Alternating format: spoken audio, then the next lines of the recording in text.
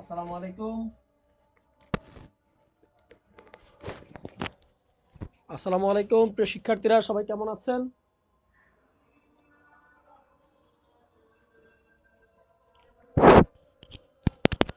আসসালামু আলাইকুম সকল শিক্ষার্থীরা কেমন আছেন? আমরা আজানের পরে ক্লাসটি শুরু করছি, আজানের জন্য একটু অপেক্ষা থাকি।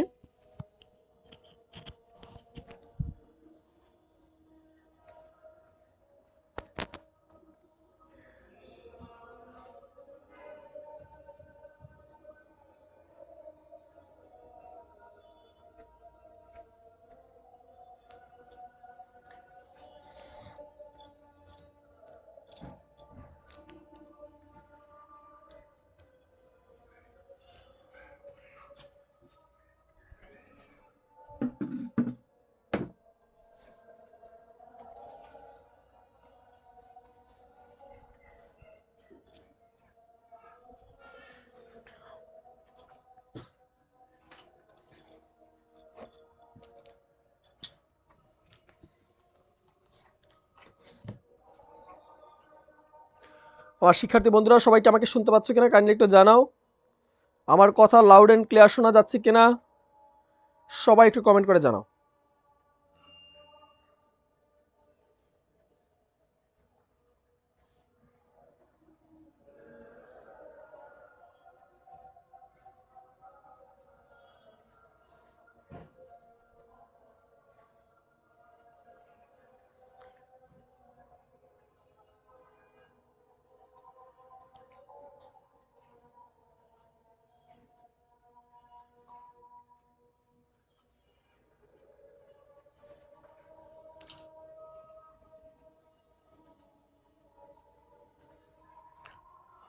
আসসালামু আলাইকুম, সবাইকে স্বাগত জানাচ্ছি আমাদের মিহির জিকে এবং শিখা ফাইনাল সাজেশনের সৌজন্যে আজকের এই বাংলা লাইভ ক্লাসে। তো যারা যারা আমাদের সাথে যুক্ত হয়েছেন সবাইকে স্বাগত জানাচ্ছি আজকের এই বাংলা ক্লাসে। তো আজকে আমরা আলোচনা করব বাংলা একদম আমাদের সামনে কিন্তু বিশ্ববিদ্যালয় ভর্তি পরীক্ষা, বাংলা একদম শুরু থেকে আমরা আলোচনা করব। আজকে একটা ম্যারাথন ক্লাস হতে চলেছে, আপনারা যারা প্রস্তুতি নিয়ে বসেছেন ইনশাল্লাহ আমরা আজকে একটা চমকপ্রদ ক্লাস নেব। এখান থেকে কিন্তু আমাদের ঢাকা বিশ্ববিদ্যালয়ে ভর্তি পরীক্ষার প্রশ্ন থাকে, ইভেন চাকরি পরীক্ষার প্রশ্ন কিন্তু এখান থেকে আসে, ইভেন যারা নার্সিং ভর্তি পরীক্ষা দিবেন, মেডিকেল ভর্তি পরীক্ষা দিবেন তাদেরও কিন্তু এখান থেকে প্রশ্ন আসে। একটু খেয়াল করি। আমাদের শিক্ষার্থী বন্ধুরা, আমরা প্রথমে আলোচনা করব বাংলা সাহিত্যের ইতিহাস থেকে। কোথা থেকে আলোচনা করব? বাংলা সাহিত্যের ইতিহাস থেকে। বাংলা সাহিত্যের ইতিহাসের দিকে যদি আমরা একটু খেয়াল করি, বাংলা সাহিত্যের ইতিহাসকে কয়টা যুগে ভাগ করা হয়েছে বলেন তো দেখি। বাংলা সাহিত্যের ইতিহাসকে তিনটি যুগে ভাগ করা হয়েছে। কয়টি যুগে? তিনটি যুগে। বাংলা সাহিত্যের প্রাচীন যুগ, মধ্যযুগ এবং আধুনিক যুগ। এই যে আমাদের শিক্ষা ফাইনাল সাজেশন বইটাতে আমরা করেছি, বাংলা বাংলা সাহিত্যের যে যুগটা আছে, বাংলা সাহিত্যের যুগ হচ্ছে প্রাচীন যুগ, মধ্যযুগ এবং আধুনিক যুগ। এই তিনটাতে ভাগ করা হয়েছে। বাংলা সাহিত্যের প্রাচীন যুগ কবে?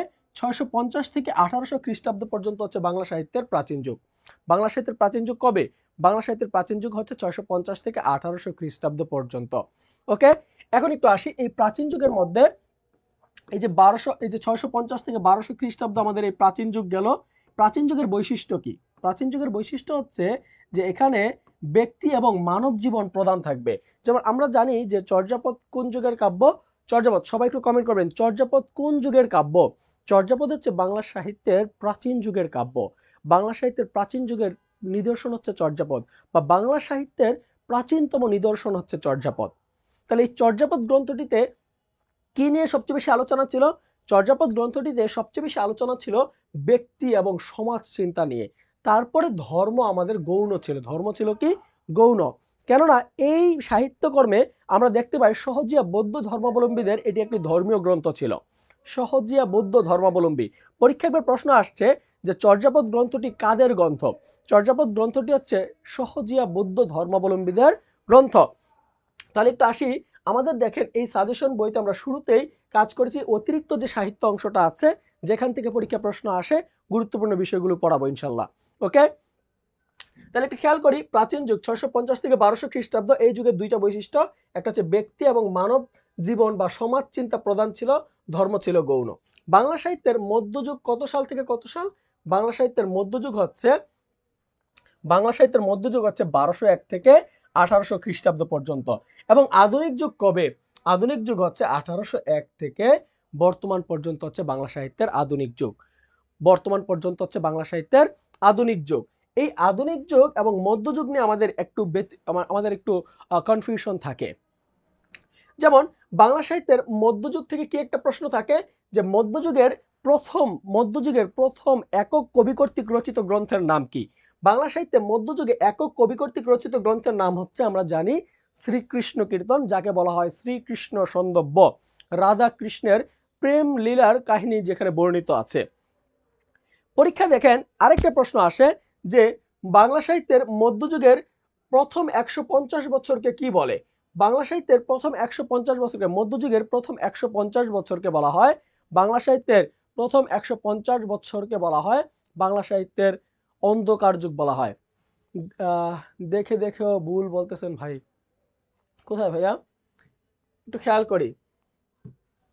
বাংলা সাহিত্যের আমরা 3টা যুগ বললাম। কি কি যুগ? বাংলা সাহিত্যের প্রাচীন যুগ, মধ্যযুগ এবং আধুনিক যুগ। মধ্যযুগে আমরা প্রথম 150 বছর 1201 থেকে 1800 পর্যন্ত, 1201 থেকে 1800 পর্যন্ত হচ্ছে মধ্যযুগ, বাংলা সাহিত্যের মধ্যযুগ। এই 1201 থেকে আমরা একটু খেয়াল করব, 1201 থেকে 1350 পর্যন্ত, 1350 পর্যন্ত এই যে দীর্ঘ 150 বছর সময়, এই সময়টাতে বাংলা সাহিত্যে তেমন গুরুত্বপূর্ণ তেমন সাহিত্যকর্ম রচনা হয়নি। হাতে গোনা কয়েকটা সাহিত্যকর্ম রচনা হয়েছে যেগুলো ছিল অনুবাদ কাব্য বা অনুবাদ গ্রন্থ। তো বাংলা সাহিত্যে এই প্রথমে এই যে অন্ধকার যুগ কাকে বলা হয়, পরীক্ষায় প্রশ্ন আসে, বাংলা সাহিত্যের অন্ধকার যুগের সময়কাল কত? বাংলা সাহিত্যের অন্ধকার যুগের সময়কাল হচ্ছে 1201 থেকে 1350 পর্যন্ত হচ্ছে বাংলা সাহিত্যের অন্ধকার যুগ। 1201 থেকে 1350 পর্যন্ত কি বাংলা সাহিত্যের অন্ধকার যুগ। এখন আসি আধুনিক যুগ। আধুনিক যুগ কোনটা? আমরা বর্তমান সময়ে যে জেনারেশনে আছি সেটাকে বলা হয় মডার্ন জেনারেশন অথবা আধুনিক যুগ। এই যুগে সময়কাল কত? 1201 থেকে 1800 পর্যন্ত হচ্ছে বাংলা সাহিত্যের আধুনিক যুগ। 1201 থেকে 1800 পর্যন্ত হচ্ছে বাংলা সাহিত্যের আধুনিক যুগ। এই যুগের বৈশিষ্ট্য কি? এই যুগের বৈশিষ্ট্য হচ্ছে এই যুগে মানব প্রধান ছিল। আমাদের এই যুগে স্বদেশ প্রেম, মানবতা, ব্যক্তির স্বাধীনতা এবং বাংলা সাহিত্যের আধুনিক যুগের পর্ব শুরু হয় ঊনবিংশ শতাব্দীতে। পরীক্ষা আসে বাংলা সাহিত্যের আধুনিক যুগ শুরু হয় কোন শতাব্দীতে? ঊনবিংশ শতাব্দীতে। ক্লিয়ার? সবাইকে ক্লিয়ার? আমার শিক্ষার্থী বন্ধুরা যারা আমাদের সাথে যুক্ত হয়েছে সবাই একটু কষ্ট করে আমরা এই ক্লাসটি একই সাথে মিহির জিকে এবং অর্ণব স্যার এবং শিখা পেজের সৌজন্য হচ্ছে। তো তোমরা যারা যেখান থেকে যুক্ত আছো তোমরা একটু কষ্ট করে শিখা পেজ থেকে কমেন্টগুলো করবে। আমি শিখা পেজ থেকে কমেন্টগুলো পড়ছি এবং সম্ভব হলে আমি মিহির জিকে পেজ থেকে কমেন্টগুলো পড়বো। তোমরা যারা যুক্ত আছো আমার সাথে সবাই একটু কষ্ট করে শিখা পেজ থেকে কমেন্ট করবে। সবাই একটু শিখা পেজ থেকে কমেন্ট করবে। ওকে, আমরা একটু আসি বাংলা সাহিত্যের প্রথমে আসি আমরা প্রাচীন যুগ। বাংলা সাহিত্যের প্রথমে আসি প্রাচীন যুগ। এই প্রাচীন যুগে একটু খেয়াল করি, সবাই। প্রাচীন যুগে বাংলা সাহিত্যের এই যে প্রাচীন যুগ, চর্যাপদ বা চর্য বিনিশ্চয়, প্রাচীন যুগ হচ্ছে চর্য বিনিশ্চয়, বা আমরা বলতে পারি প্রাচীন যুগ কি? প্রাচীন যুগে হচ্ছে সর্বপ্রথম আমরা দেখতে পাই প্রাচীন যুগের বৈশিষ্ট্য এবং প্রাচীন যুগের পরীক্ষা একটা প্রশ্ন আসে, বাংলা সাহিত্যের প্রাচীনতম নিদর্শন কি? প্রাচীনতম নিদর্শন কি? যদি বলে বাংলা সাহিত্যের প্রাচীনতম নিদর্শন কি, তাহলে হবে বাংলা সাহিত্যের প্রাচীনতম নিদর্শন হচ্ছে চর্যাপদ বা চর্য বিনিশ্চয়, যাকে ইংরেজিতে বলা হয় চার যা পাদা। একটু খেয়াল করি, বাংলা সাহিত্যের যদি বলা হয় প্রাচীনতম শাখা কি? শাখা, একটু খেয়াল রাখবে, প্রাচীনতম যখন শাখা বলবে, কি বলবে? প্রাচীনতম শাখা। যদি শাখা বলে তাহলে কিন্তু উত্তর পরিবর্তন হয়ে যাবে কি?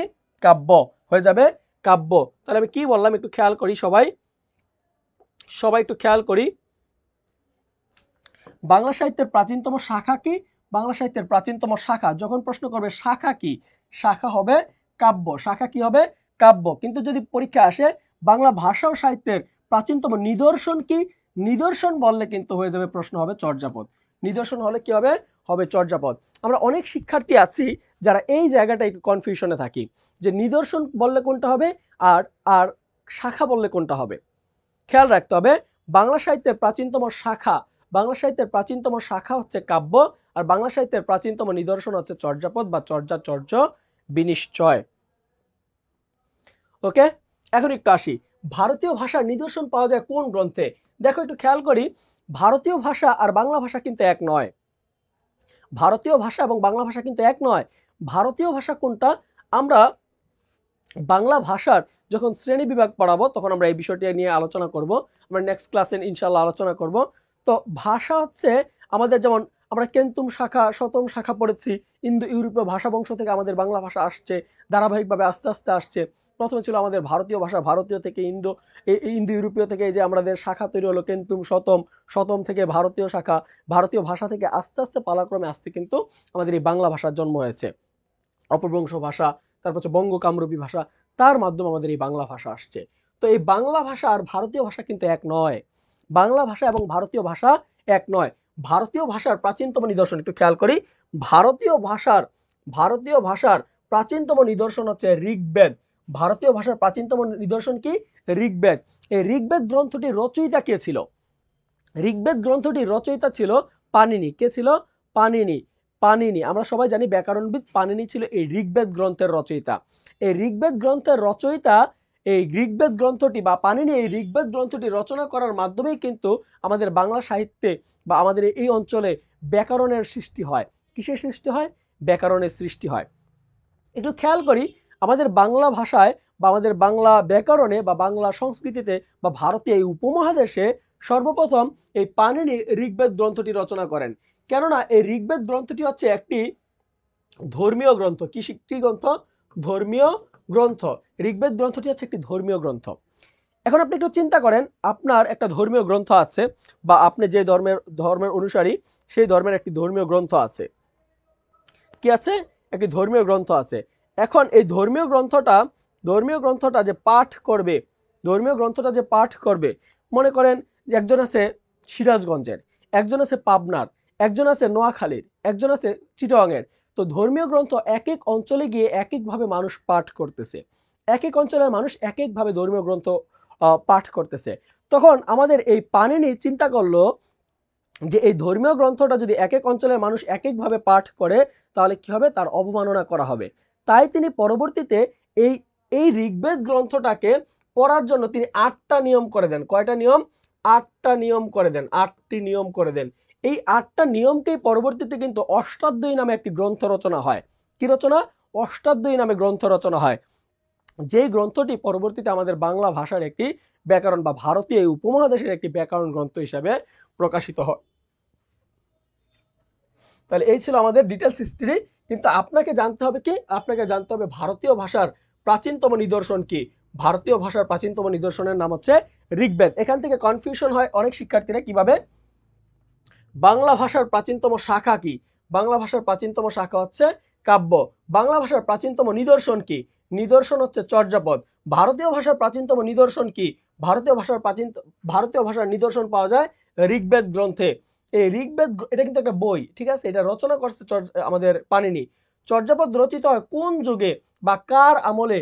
চর্যাপদ রচনা হয় পাল আমলে। কোন আমলে? পাল আমলে। চর্যাপদ রচনা হয় পাল আমলে। কোন আমলে? পাল আমলে।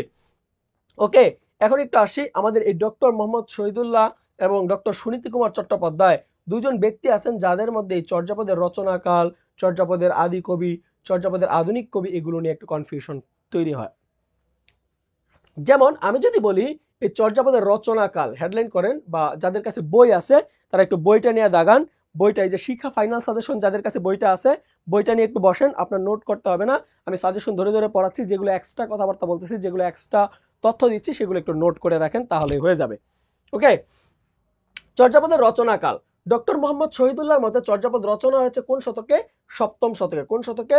সপ্তম শতকে। যে সময়টা হচ্ছে 650 থেকে 1200 খ্রিস্টাব্দের মধ্যে চর্যাপদের রচনা হয়েছিল। ডক্টর সুনীতি কুমার চট্টোপাধ্যায়ের মতে চর্যাপদের রচনাকাল কত?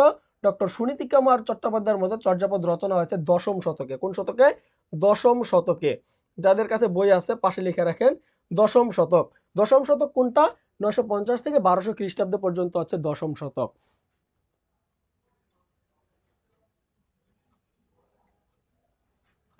ওকে, একটু আসি। চর্যাপদ গ্রন্থটির আনুমানিক বয়স কত? চর্যাপদ গ্রন্থটির আনুমানিক বয়স হচ্ছে 1000 বছর। চর্যাপদের গ্রন্থটির আনুমানিক বয়স কত? 1000 বছর। যারা মেডিকেলে ভর্তি পরীক্ষা দিবেন, কিছুদিন পর মেডিকেলে আপনার পরীক্ষা শেষে আপনি কি পড়বেন? আপনাকে বাংলা পড়তে হবে না? আপনি কি বিভিন্ন বিশ্ববিদ্যালয়ে পরীক্ষা দিবেন না? ঢাকা বিশ্ববিদ্যালয়ের ডি ইউনিটে পরীক্ষা দিবেন না? মানে যেটা ডি ইউনিট বলতে সম্মিলিত ইউনিট আর কি। তো অনেক শিক্ষার্থী থাকে যারা মেডিকেল পরবর্তীতে বিশ্ববিদ্যালয়ে ভর্তি পরীক্ষা দিবে। তো তাদের জন্য কি আমাদের এই বাংলা ক্লাসটি প্রয়োজন নাই? হ্যাঁ, ঠিক আছে, আপনি এখন একটু মেডিকেলের পড়াগুলো পড়েন। যখন মেডিকেলের পরীক্ষা শেষ হবে এই ক্লাসটা একটু মনোযোগ দিয়ে করবেন, একটু শেয়ার দিয়ে টাইমলাইনে রেখে দেন, তাহলে ইনশাল্লাহ আপনি এখান থেকে উপকৃত হবেন। আপনাদের পরীক্ষা এখান থেকে প্রশ্ন হবে। মেডিকেলে না, মেডিকেল পরবর্তী সময়ে আপনি যে বিশ্ববিদ্যালয়ে ভর্তি পরীক্ষা দিবেন সেখানে কিন্তু আপনার এখান থেকে পরীক্ষা প্রশ্ন থাকবে। ওকে, একটু আমরা আসি। সহজিয়া, এই যে চর্যাপদ গ্রন্থটি হচ্ছে সহজিয়া বৌদ্ধ ধর্মাবলম্বীদের একটি ধর্মীয় গ্রন্থ, যাকে আমরা বলি ধর্মাবলম্বীদের সাহিত্যকর্ম। ধর্মাবলম্বীদের সাহিত্যকর্ম বা চর্যাপদকে বলা হয় ভজন সঙ্গীত। চর্যাপদকে কি বলা হয়? ভজন সঙ্গীত বলা হয়। চর্যাপদকে কি বলা হয়? ভজন সঙ্গীত বলা হয়। এটা এটা এটাকে কি বলা হয়? ভজন সঙ্গীত। ভজন সঙ্গীত, ভজন সঙ্গীত। এই চর্যাপদকে বলা হয় সহজিয়া বৌদ্ধ বৌদ্ধ ধর্মাবলম্বীদের একটা ধর্মীয় গ্রন্থ, অথবা চর্যাপদকে বলা হয় ভজন সঙ্গীত। কি বলা হয়? ভজন সঙ্গীত।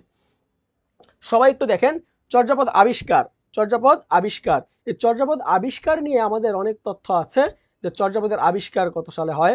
চর্যাপদ গ্রন্থটি আবিষ্কার হয়েছে নেপালের রাজদরবারের রাজগ্রন্থাগার রয়্যাল লাইব্রেরি থেকে চর্যাপদ গ্রন্থটি আবিষ্কার হয়, নেপালের রাজদরবারে। তাহলে একটু খেয়াল করেন চর্যাপদ আবিষ্কার হয় কোথা থেকে? নেপালের রাজদরবারের রাজগ্রন্থাগার থেকে। আমাদের কনফিউশন হয় যে আমাদের পশ্চিমবঙ্গের বাঁকুড়া জেলার কাকিল্য গ্রাম থেকে আমাদের গ্রন্থ আবিষ্কার হয়েছে। কি গ্রন্থ? সেটা চর্যাপদ নয়, সেই গ্রন্থটার নাম হচ্ছে শ্রীকৃষ্ণ কীর্তন বা শ্রীকৃষ্ণ সন্দব্য। একটু খেয়াল রাখবেন, চর্যাপদ গ্রন্থ আবিষ্কার হয়েছে নেপালের রাজদরবার থেকে, আর শ্রীকৃষ্ণ কীর্তন গ্রন্থটি আবিষ্কার হয় পশ্চিমবঙ্গের বাঁকুড়া জেলার কাকিল্য গ্রামের গরুর ঘরের বা গোয়াল ঘরের চালা থেকে। আমার কথা একটু খেয়াল করেন। এই যে চর্যাপদ আবিষ্কার করেন কে? ডক্টর হরপ্রসাদ শাস্ত্রী। কে আবিষ্কার করে? ডক্টর হরপ্রসাদ শাস্ত্রী। এখন আমাকে বলতে পারেন ভাই, আমাদের ঢাকা বিশ্ববিদ্যালয়তে এই প্রশ্ন পড়ার দরকার নাই। ঢাকা বিশ্ববিদ্যালয়ে এই জায়গাটা কিছু একটা, এই যে এই কিছু অংশটা তোমাকে একটু পড়ে যেতে হবে, অথবা তুমি জাস্ট আমার এই লেকচার, আমার এই ক্লাসটা নোট করো বা ক্লাসটা করো বা বইয়ের মধ্যে আন্ডারলাইন করো, ইনশাল্লাহ তোমার মাথায় মনে থাকবে। কারণ চর্যাপদ থেকে পরীক্ষা প্রশ্ন আসার পসিবিলিটি আছে, কেননা ঢাকা বিশ্ববিদ্যালয়ে এই যে ডক্টর হরপ্রসাদ শাস্ত্রী, ডক্টর শ্রী শ্রী হরপ্রসাদ শাস্ত্রী, তিনি কিন্তু ঢাকা বিশ্ববিদ্যালয়ের বাংলা বিভাগের প্রধান ছিলেন। তিনি ঢাকা বিশ্ববিদ্যালয়ের প্রথম বাংলা বিভাগের প্রধান ছিলেন। খুলনা ভার্সিটিতে পরীক্ষা দিব, কি কি পড়বো ইনশাল্লাহ ভাই আমরা ক্লাস শেষে একটা সাজেশন দিব কোন বিশ্ববিদ্যালয়ের জন্য কিভাবে পড়বেন। ওকে, আমরা একটু খেয়াল করি। ডক্টর হরপ্রসাদ শাস্ত্রী চর্যাপদ গ্রন্থটার সাথে রিলেটেড এবং যুক্ত থাকেন। আমরা জানি একটা বিশ্ববিদ্যালয়ে পরীক্ষা দিতে গেলে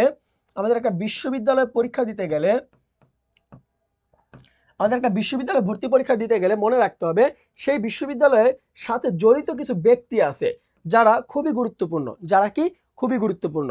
যেমন আমরা যখন জাহাঙ্গীরনগর বিশ্ববিদ্যালয়ে পরীক্ষা দেই, অনেক শিক্ষার্থীদের মনে একটাই প্রশ্ন, ভাই জাহাঙ্গীরনগর বিশ্ববিদ্যালয়ে আউট অফ সিলেবাস কোশ্চেন করে, মানে সিলেবাসের বহির্ভূত কোশ্চেন করে। ভাই করবেই তো, কারণ জাহাঙ্গীরনগর বিশ্ববিদ্যালয়ে নাট্যাচার্য সেলিম আল দীন নামে একজন বিখ্যাত ব্যক্তি আছেন, যার বাংলা সাহিত্যে যার অবদান আছে। তো বাংলা সাহিত্যে এরকম একজন ব্যক্তির অবদান আছে যে জাহাঙ্গীরনগর বিশ্ববিদ্যালয়ের সাথে রিলেটেড, তার সম্পর্কিত পরীক্ষা প্রশ্ন আসবে, এটাই স্বাভাবিক। তো আমাদের এই চর্যাপদ থেকে পরীক্ষায় ঢাকা বিশ্ববিদ্যালয়ের প্রশ্ন আসার পসিবিলিটি আছে, কেননা এই ডক্টর হরপ্রসাদ শাস্ত্রী বাংলা বিভাগের, মানে ঢাকা বিশ্ববিদ্যালয়ের বাংলা বিভাগের বিভাগীয় প্রধান ছিলেন, এবং তিনি এই চর্যাপদ গ্রন্থটি সংগ্রহ করার জন্য বা চর্যাপদ গ্রন্থটি আবিষ্কারের জন্য নেপালের রাজ দরবারে তিনবার ভ্রমণ করেছেন। এবং তিনি এই চর্যাপদ গ্রন্থের সাথে ডাকার্ণব, দোহাকোষ, সরহপাদের দোহা বা কৃষ্ণপাদের দোহা এবং চর্যাপদ, মোট 4টি গ্রন্থ তিনি একসাথে আবিষ্কার করেন। চারটা গ্রন্থ। 4টি গ্রন্থ তিনি একসাথে এই নেপালের রাজদরবার থেকে আবিষ্কার করেন, এবং তিনি এই সাহিত্যকর্মগুলোকে বঙ্গীয় সাহিত্য পরিষদ থেকে 1916 সালে কিন্তু প্রকাশ করেন। দেখেন, একটু খেয়াল করেন, ডক্টর হরপ্রসাদ শাস্ত্রী আবিষ্কার করছে 1907 সালে। আবিষ্কার কত সালে খেয়াল রাখবেন, এই তথ্যগুলো থেকে পরীক্ষা প্রশ্ন আসলে আপনারা ভুল করেন, খেয়াল রাখবেন। 1907 সালে তিনি আবিষ্কার করছে। কয় সালে? 1907 সালে তিনি এই গ্রন্থটা আবিষ্কার করছে। আর এই গ্রন্থটি তিনি প্রকাশ করছে নিজস্ব সম্পাদনায় বঙ্গীয় সাহিত্য পরিষদ থেকে। কোন পরিষদ থেকে? বঙ্গীয় সাহিত্য পরিষদ থেকে। তিনি 1916 সালে 1323 বঙ্গাব্দে তিনি মোট এই 4টি গ্রন্থ, চর্যাপদ সহ 4টি গ্রন্থ তিনি প্রকাশ করেন। নাম দেন হাজার বছরের পুরনো সাহিত্য বৌদ্ধ গান ও দোহাকোষ নামে তিনি এই গ্রন্থটি প্রকাশ করেন। হাজার বছরের পুরনো সাহিত্য বৌদ্ধ গান ও দোহাকোষ নামে তিনি এই গ্রন্থটি প্রকাশ করেন। এবং এই ডক্টর হরপ্রসাদ শাস্ত্রী তিনি ঢাকা বিশ্ববিদ্যালয় থেকে এই গ্রন্থটির উপরে ভূমিকা রাখায় 1916 সালে তার গ্রন্থটি প্রকাশ হয় এবং 1927 সালে তিনি কিন্তু এই বাংলা সাহিত্যে বিশেষ অবদানের জন্য ডক্টর অব লিটারেচার পুরস্কার পান। ডক্টর অব লিটারেচার পুরস্কার পান। আমার শিক্ষার্থী বন্ধুরা খেয়াল রাখবে যে একটা বিশ্ববিদ্যালয়ে তুমি যখন ভর্তি পরীক্ষা দিতে চাচ্ছ তখন তুমি সেই বিশ্ববিদ্যালয়ের সম্পর্কিত তথ্যগুলো একটু জেনে নেবে, ঠিক আছে? এবং বিশ্ববিদ্যালয়ে তুমি যে বিশ্ববিদ্যালয়ে পরীক্ষা দিচ্ছ সেই বিশ্ববিদ্যালয়ে কিছু ভাস্কর্য থাকলে, তোমার সাধারণ জ্ঞানে কিছু ভাস্কর্য থাকলে, বিখ্যাত ব্যক্তি থাকলে, জড়িত কোনো রিলেটেড কোনো টপিক থাকলে সেই বিষয়গুলো কিন্তু তোমাকে পড়ে যেতে হবে। আমার কথা কি বুঝতে পারছো? ওকে, এখন আসি। এই যে ডক্টর হরপ্রসাদ শাস্ত্রী তিনি বাংলা বিভাগের প্রথম বিভাগীয় প্রধান ছিলেন। ঢাকা বিশ্ববিদ্যালয়ে প্রথম বাংলা বিভাগের প্রথম বিভাগীয় প্রধান ছিলেন এই ডক্টর হরপ্রসাদ শাস্ত্রী। ডক্টর হরপ্রসাদ শাস্ত্রী। এই যে চর্যাপদ পুঁথিটি তৎকালীন নাম কি ছিল? পরীক্ষা আসে। চর্যাপদ গ্রন্থের তৎকালীন নাম কি ছিল? চর্যাপদ গ্রন্থের তৎকালীন নাম ছিল চর্যাচর্য বিনিশ্চয়। চর্যাচর্য বিনিশ্চয়। এর অর্থ কি? এর অর্থ হচ্ছে কোনটি আচরণীয় এবং কোনটি নয়, কোনটি আচরণীয় এবং কোনটি নয়। তার মানে চর্যাপদ গ্রন্থে বলা হচ্ছে যে কোন কাজগুলো করা যাবে, কোনগুলো করা যাবে না। তাহলে চর্যাপদ গ্রন্থে কোনটি আচরণীয়, কোনটি আচরণীয় নয়, কোনটি আচরণীয় এবং কোনটি আচরণীয় নয়। আমার শিক্ষার্থী বন্ধুরা যারা যারা আমাদের সাথে যুক্ত আছো সবাই একটু ক্লাসটা শেয়ার করে দাও, সবাই একটু ক্লাসটা শেয়ার করে দাও। ইনশাল্লাহ আমরা বাংলা সাহিত্যের ইতিহাসটা আজকে সম্পূর্ণ শেষ করব, তোমরা যদি শুরু থেকে শেষ পর্যন্ত থাকো। আমাদের ক্লাসে আজকে যারা যারা যুক্ত আছো সবাই একটু ক্লাসটা নোট করবে। আর যাদের কাছে বই আছে, আমাদের Shikha final suggestion and model test বইটা যাদের কাছে আছে তারা জাস্ট মডেল টেস্ট বইটা একটু আন্ডারলাইন করলে ইনশাল্লাহ হয়ে যাবে। তো তোমরা যারা এখনো এই যে Shikha final suggestion, Mihir GK final suggestion এবং অদম্য বইটি অর্ডার করোনি, তোমরা কিন্তু চাইলে আমাদের থেকে অর্ডার করতে পারবে, অথবা রকমারি থেকে অর্ডার করতে পারো, অথবা অফিলাইফ থেকে অর্ডার করতে পারো, অথবা তোমার নিকটস্থ লাইব্রেরিগুলো থেকেও কিন্তু তুমি সংগ্রহ করতে পারবে। ওকে, আমরা একটু আসি যে চর্যাপদ গ্রন্থ আমরা দেখলাম, এখন একটু আমরা আসি চর্যাপদের ভাষা। চর্যাপদ গ্রন্থ তো দেখলাম, আবিষ্কার দেখলাম, এখন চর্যাপদের ভাষাটা একটু আমরা দেখবো ইনশাল্লাহ। একটু খেয়াল করি চর্যাপদের ভাষা। চর্যাপদ কোন ভাষায় রচিত? ডক্টর হরপ্রসাদ শাস্ত্রী যিনি আবিষ্কার করছেন এই গ্রন্থটা, তিনি বলতেছেন চর্যাপদ গ্রন্থটি হচ্ছে সন্ধ্যা বা সান্ধ্য ভাষায় রচিত। সন্ধ্যা বা সান্ধ্য ভাষায় রচিত। সন্ধ্যা বা সান্ধ্য ভাষায় রচিত। ঠিক আছে, সন্ধ্যা বা সান্ধ্য ভাষায় রচিত। কেননা এই গ্রন্থটা আমরা সন্ধ্যাবেলায় কি দেখি, আমাদের সমাজে, আমাদের দেশে বা পৃথিবীতে আমরা সন্ধ্যাবেলায় কি দেখি? সন্ধ্যার সময়টাতে কিছুটা আলো থাকে এবং কিছুটা অন্ধকার থাকে, কিছুটা আলো থাকে এবং কিছুটা অন্ধকার থাকে। এই টপিকে সব কিছু নোট করা আছে স্যার, আপনার অফলাইন ক্লাস থেকে পেয়েছি। থ্যাংক ইউ ভাইয়া।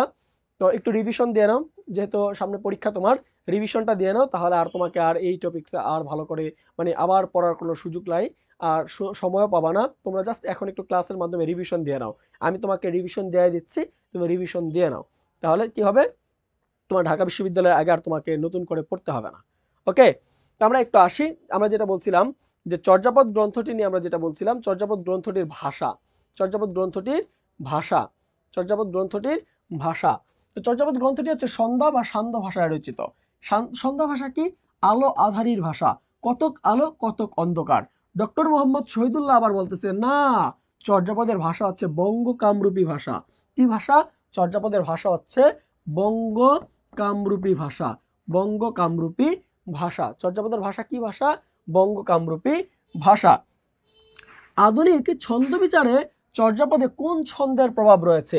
আমাদের বর্তমান সময়ে যে আমরা যে ছন্দগুলো আছে, কবিতার ছন্দ, মাত্রাবৃত্ত, গদ্য ছন্দ, মাত্রাবৃত্ত ছন্দ, অক্ষরবৃত্ত ছন্দ, এইরকম ছন্দ বিচারে চর্যাপদের ভাষাগুলোকে বিশ্লেষণ করে যেটা বোঝা গেছে চর্যাপদ মূলত মাত্রাবৃত্ত ছন্দে রচিত। পরীক্ষায় যদি প্রশ্ন আসে চর্যাপদ গ্রন্থটি কোন ছন্দে রচিত, তাহলে রাইট অ্যান্সার হবে চর্যাপদ গ্রন্থটি হচ্ছে মাত্রাবৃত্ত ছন্দে রচিত। কোন ছন্দে রচিত? মাত্রাবৃত্ত ছন্দে রচিত। এরপরে আসি, সংস্কৃত পণ্ডিতগণ আবার বলতেছেন না, চর্যাপদ গ্রন্থটা মাত্রাবৃত্ত না, এই গ্রন্থের মধ্যে পর্যটিকা ছন্দের প্রভাব রয়েছে। কোন ছন্দের প্রভাব রয়েছে? পর্যটিকা ছন্দের প্রভাব রয়েছে। তাহলে চর্যাপদ গ্রন্থটি সংস্কৃত কবিগণ কি বলছে, যদি পরীক্ষা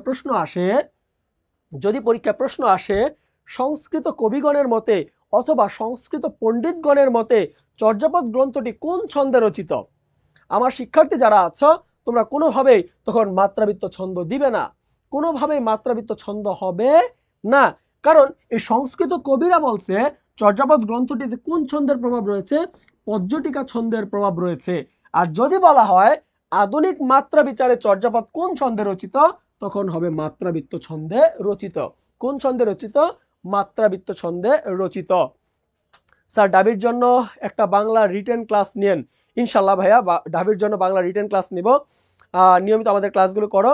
আমরা এখন থেকে চাচ্ছি যে নিয়মিত তোমাদের ম্যারাথন ক্লাস নেব এবং সবগুলো টপিকস তোমাদের রিভিশন দেওয়া দিব। আমাদের এই ম্যারাথন ক্লাস থেকে কিন্তু ঢাকা বিশ্ববিদ্যালয়ে হুবহু প্রশ্ন কমন থাকে, তাই তোমরা কোনোভাবে এই ম্যারাথন ক্লাসগুলো মিস করবে না। আমরা চেষ্টা করি এই ম্যারাথন ক্লাসে সর্বোচ্চ তোমাকে পড়ানোর, সর্বোচ্চ শেখানোর। স্যার লেখার পার্টে কি কি আয়ত্ত করতে হবে খুলনা ভার্সিটির জন্য? ইনশাল্লাহ বলবো, রিটেন পার্ট নিয়ে ক্লাস শেষে বলবো। ওকে, আমরা একটু আসি। চর্যাপদের আমরা বললাম ভাষা, চর্যাপদের আমরা বললাম ভাষা। এখন একটু আসি, চর্যাপদ আবিষ্কার শেষ করলাম, আমরা ভাষা শেষ করলাম, চর্যাপদের ছন্দ শেষ করলাম। এখন আসি চর্যাপদ নিয়ে সর্বপ্রথম আলোচনা কে করেন। আমাদের অনেক শিক্ষার্থীরা আছেন যারা আমাদের সাথে যুক্ত হয়েছেন, কিন্তু আপনারা কমেন্ট করছেন, আপনাদের কমেন্ট হয়তো আমি দেখতে পারতেছি না। অনেকের মনে হইতে পারে ভাই আমার কমেন্ট কেন পড়ে না। আপনারা একটু কষ্ট করে এই শিখা পেজ থেকে কমেন্ট করবেন। SHIKHA, এই যে শিখা ফেসবুক পেজ, এই শিখা পেজ থেকে একটু কমেন্ট করবেন, তাহলে আপনার কমেন্টটা আমরা পড়তে পারবো। ঠিক আছে, যারা আমাদের সাথে যুক্ত হয়েছেন ফেসবুকে তাদেরকে আমরা বলছি আপনারা কষ্ট করে একটু শিখা পেজ থেকে একটু আমাদেরকে কমেন্ট করবেন। আমাদের ক্লাসটি একই সাথে মিহিরস জিকে, একই সাথে অর্ণব স্যার এবং ইজি ইংলিশ এবং রাশেদ স্যার এবং শিখা সবগুলো পেজ থেকে একই সাথে সম্প্রচারিত হচ্ছে।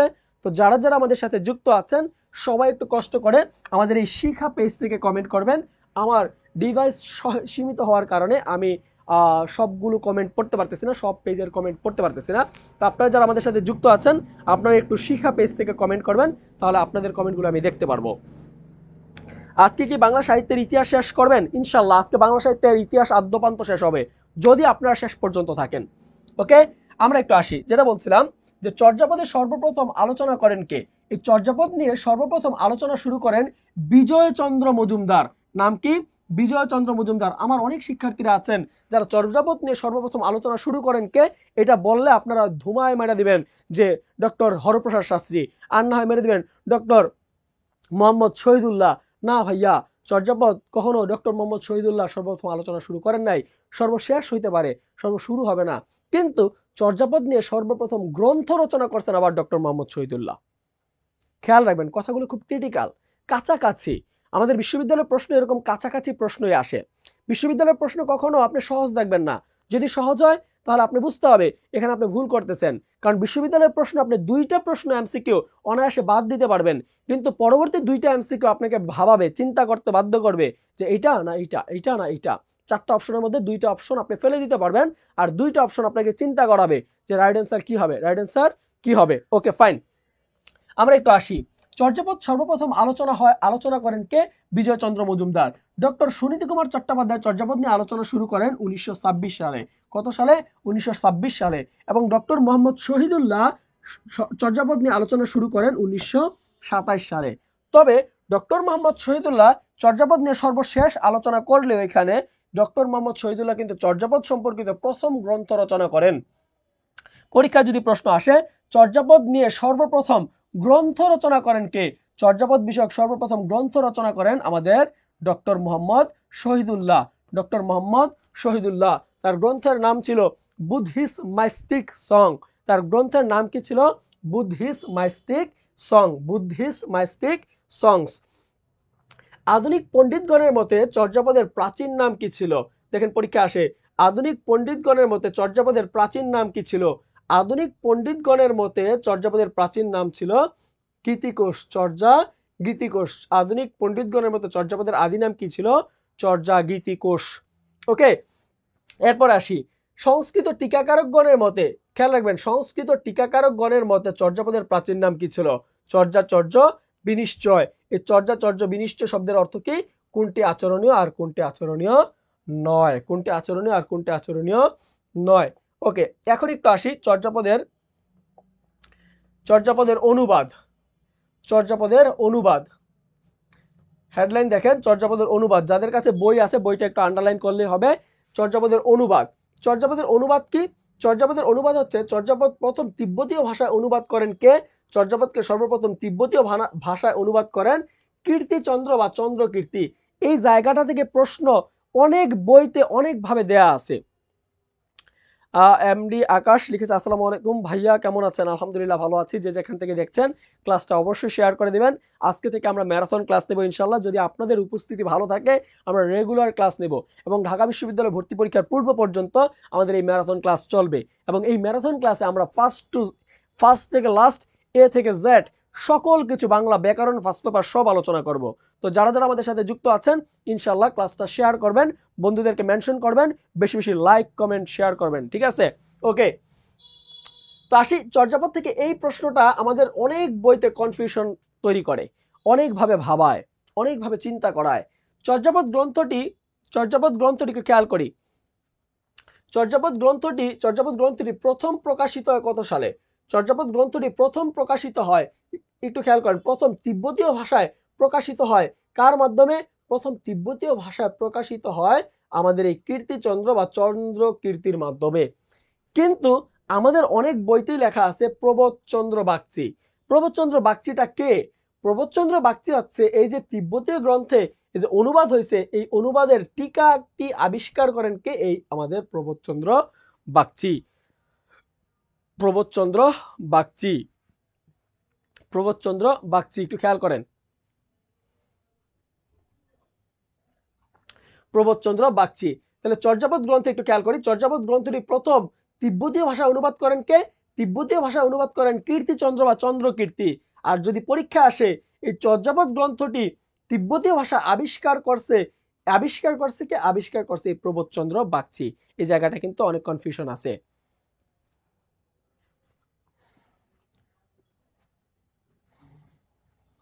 ওকে, এখন একটু আসি চর্যাপদ গ্রন্থ প্রথম ইংরেজি ভাষায় অনুবাদ করেন কে?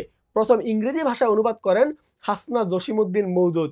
হাসনা জসিমউদ্দিন মওদুদ, একটু খেয়াল করবেন। চর্যাপদ গ্রন্থটি এই অনুবাদ থেকে দুইটা প্রশ্ন আমাদের পরীক্ষায় আসতে পারে। সেটা হচ্ছে তিব্বতীয় ভাষায় অনুবাদ করেন কে? সেটা হচ্ছে কীর্তিচন্দ্র বা চন্দ্রকীর্তি। আর এই তিব্বতীয় ভাষায় যে অনুবাদ করছে এই গ্রন্থটাকে টিকার আবিষ্কার করেন, এই গ্রন্থের টিকা আবিষ্কার করছে প্রবোধচন্দ্র বাগচি। আর এই চর্যাপদ গ্রন্থটি থেকে ইংরেজি ভাষায় অনুবাদ করে হাসনা জসিমউদ্দিন মওদুদ, হাসনা জসিমউদ্দিন মওদুদ। ওকে, এরপর একটু আসি আমরা এই যে চর্যাপদের প্রাচীন কবি এবং আধুনিক কবি। চর্যাপদের প্রাচীন কবি এবং আধুনিক কবি,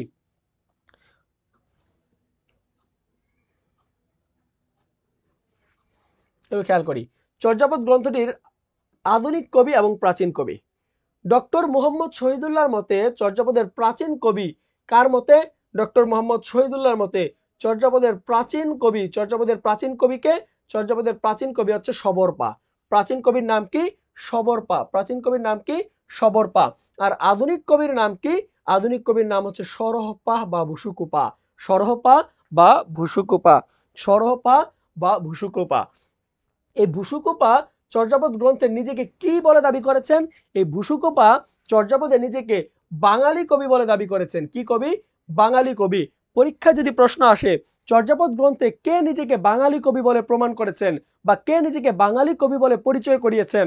চর্যাপদ গ্রন্থে একমাত্র কবি যে নিজেকে বাঙালি কবি বলে প্রমাণিত করেছেন বা বাঙালি কবি বলে লিখেছেন, আজ বুসুকু বাঙালি বইলি নামে একটি তিনি লাইন লিখছে আজ বুসুকু বাঙালি বইলি। তাহলে এই ভুসুকু কি? এই ভুসুকুপা হচ্ছে একমাত্র বাঙালি কবি বলে নিজেকে চর্যাপদে রূপায়িত করেছেন বা প্রমাণ করেছেন। এই চর্যাপদে ভুসুকুপা দ্বিতীয় সর্বোচ্চ পদের রচয়িতা। চর্যাপদের দ্বিতীয় সর্বোচ্চ পদ কে লিখছে? দ্বিতীয় সর্বোচ্চ পদ লিখছে আমাদের এই ভুসুকুপা। কে লিখছে? ভুসুকুপা। ডক্টর হরপ্রসাদ শাস্ত্রীকে খেয়াল করি। ডক্টর হরপ্রসাদ শাস্ত্রীর মতে চর্যাপদের প্রাচীন কবি কে? চর্যাপদের প্রাচীন কবি হচ্ছে লুইপা। চর্যাপদের প্রাচীন কবিকে? চর্যাপদের প্রাচীন কবি হচ্ছে লুইপা।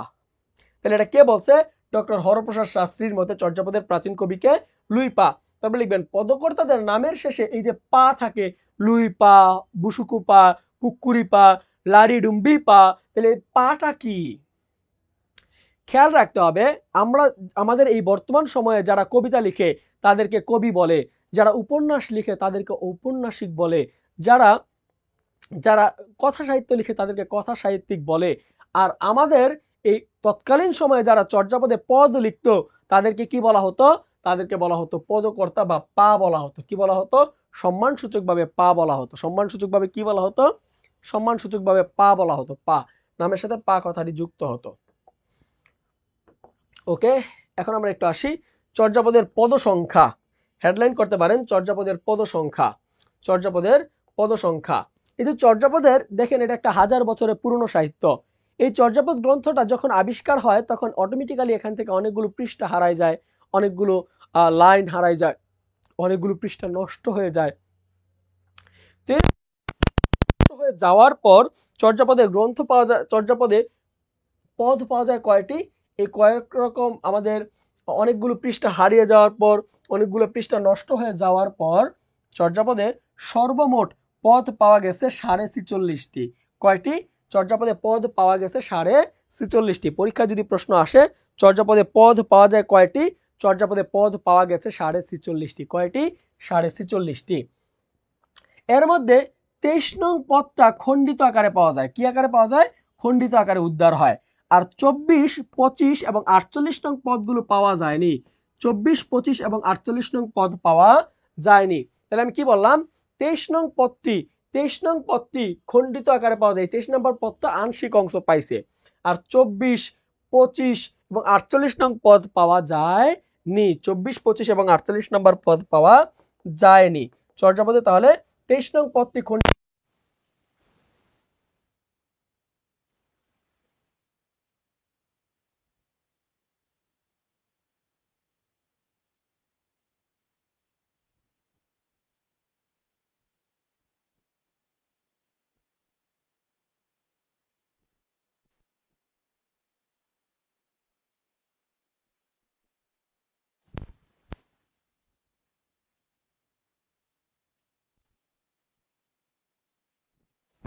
23 জন। কয়জন?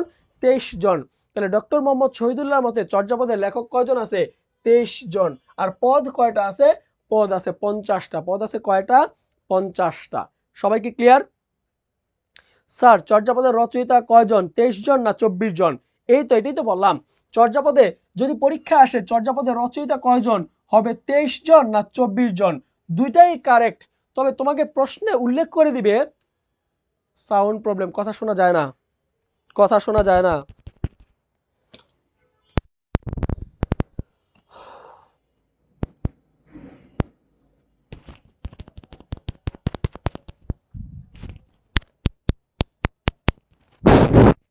সবাইকে এখন সাউন্ড শুনতে পাচ্ছ?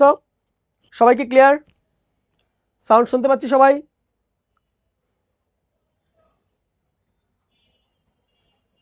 এখন শুনতে পাচ্ছেন সবাই? হৃদয় দেখো তো।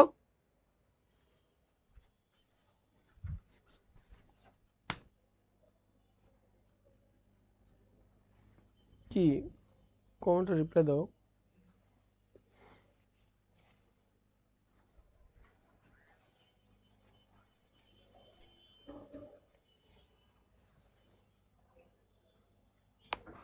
এখন কি ক্লিয়ার?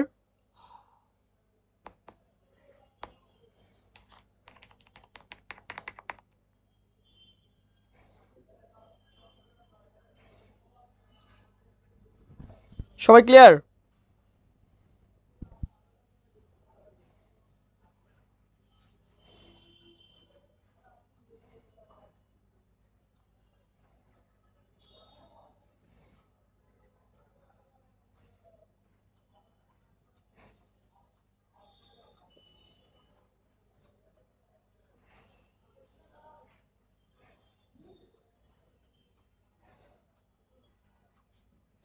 সবাইকে ক্লিয়ার?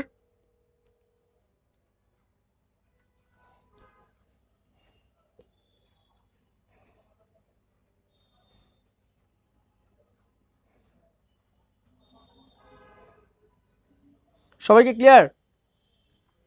ওকে, বইয়ের দাম কত ভাইয়া? বইয়ের দাম হচ্ছে লাইব্রেরিতে 150 টাকা। বইয়ের দাম হচ্ছে লাইব্রেরিতে 150 টাকা। শুরু করেন ভাইয়া। বইয়ের দাম হচ্ছে লাইব্রেরিতে 150 টাকা। আর তোমরা যদি বইটি কেউ সংগ্রহ করতে চাও, তোমরা যদি কেউ বইটি সংগ্রহ করতে চাও,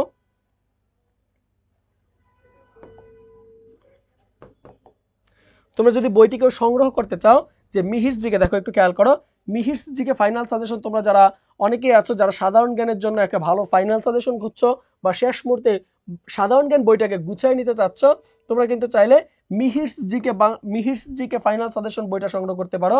আর আমাদের বাংলার জন্য যারা আছো, যে Bangla final suggestion and model test বই, এই বইটাতে Bangla first paper, second paper, বিরোচন অংশ এবং 50 সেটের মডেল টেস্ট আছে। তো তোমরা যারা বাংলা ফাইনাল সাজেশন এর মডেল টেস্ট বইটা নিতে চাও, বইটার দাম হচ্ছে বাজারে 150 টাকা, 150 টাকা। আর তোমরা যারা আমাদের থেকে অর্ডার করতে চাও অথবা রকমারিতে অর্ডার করতে চাও, তোমরা অর্ডার করতে পারো। এই বইগুলো পাওয়া যাচ্ছে রকমারিতে। আর তোমরা যারা বিইউপিতে পরীক্ষা দেবে, স্পেশালি যারা বিইউপিতে পরীক্ষা দিবা, কোথায় পরীক্ষা দিবা? বিইউপিতে। যারা বিইউপিতে পরীক্ষা দিবা তারা ইংলিশ ভার্সন জিকের জন্য এই অদম্য বইটি সংগ্রহ করতে পারো, যেখানে ফাইনাল সাজেশন এবং মডেল টেস্টগুলো দেওয়া আছে ইংলিশ ভার্সনে। তো তোমরা এই তিনটা বই যদি একসাথে আমাদের কাছে অর্ডার করো, সেক্ষেত্রে মাত্র 600 টাকায় দিয়ে অর্ডার করতে পারবা। তোমাকে ফ্রি ডেলিভারিতে তোমার বাসায় পৌঁছায় দিবে। তোমরা অর্ডার করতে 01814433 অথবা 3392 এই নাম্বারে, অথবা আমাদের কমেন্ট বক্সে দেখো নাম্বার দেওয়া আছে পিন কমেন্টে, এই নাম্বারে যোগাযোগ করে বইটা সংগ্রহ করতে পারো। অথবা তোমরা আমাদের ফেসবুক পেজে যোগাযোগ করো, বইটা সংগ্রহ করতে পারো। ওকে, কমেন্টে সবগুলো রিপ্লাই দাও।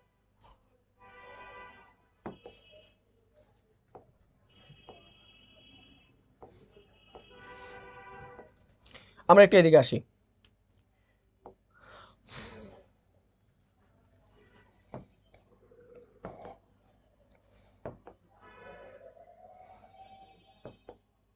সবাই, আমরা যেটা বলছিলাম চর্যাপদের কবি নিয়ে আমরা বলছিলাম। ও, আপনারা প্রশ্ন করছিলেন যে সুকুমার সেন আর হচ্ছে 23 জন আর 24 জন নিয়ে প্রশ্ন। 23 জন আর 24 জন নিয়ে যাদের প্রশ্ন, আমি একটু আবারও বলছি, আমি তখন বলছি হয়তো শুনতে পারনি, যে সুকুমার সেনের মতে চর্যাপদের পদসংখ্যা কয়টা? চর্যাপদের পদসংখ্যা হচ্ছে 51টা। কয়টা? 51টা। আর চর্যাপদে ডক্টর মোহাম্মদ শহীদুল্লাহর মতে চর্যাপদের পদসংখ্যা হচ্ছে 50টি। কয়টি? 50টি। আর যদি বলা হয় চর্যাপদের লেখক কয়জন? লেখক লেখক লেখক লেখক বা পদকর্তা, লেখক লেখক বা পদকর্তা কয়জন? তাহলে সুকুমার সেন আসলে হবে 24 জন। আর যদি বলে ডক্টর মোহাম্মদ শহীদুল্লাহ তাহলে হবে 23 জন। ডক্টর মোহাম্মদ শহীদুল্লাহ হলে কয়জন হবে? 23 জন। চোখে পানি দিয়ে আসো, যাও।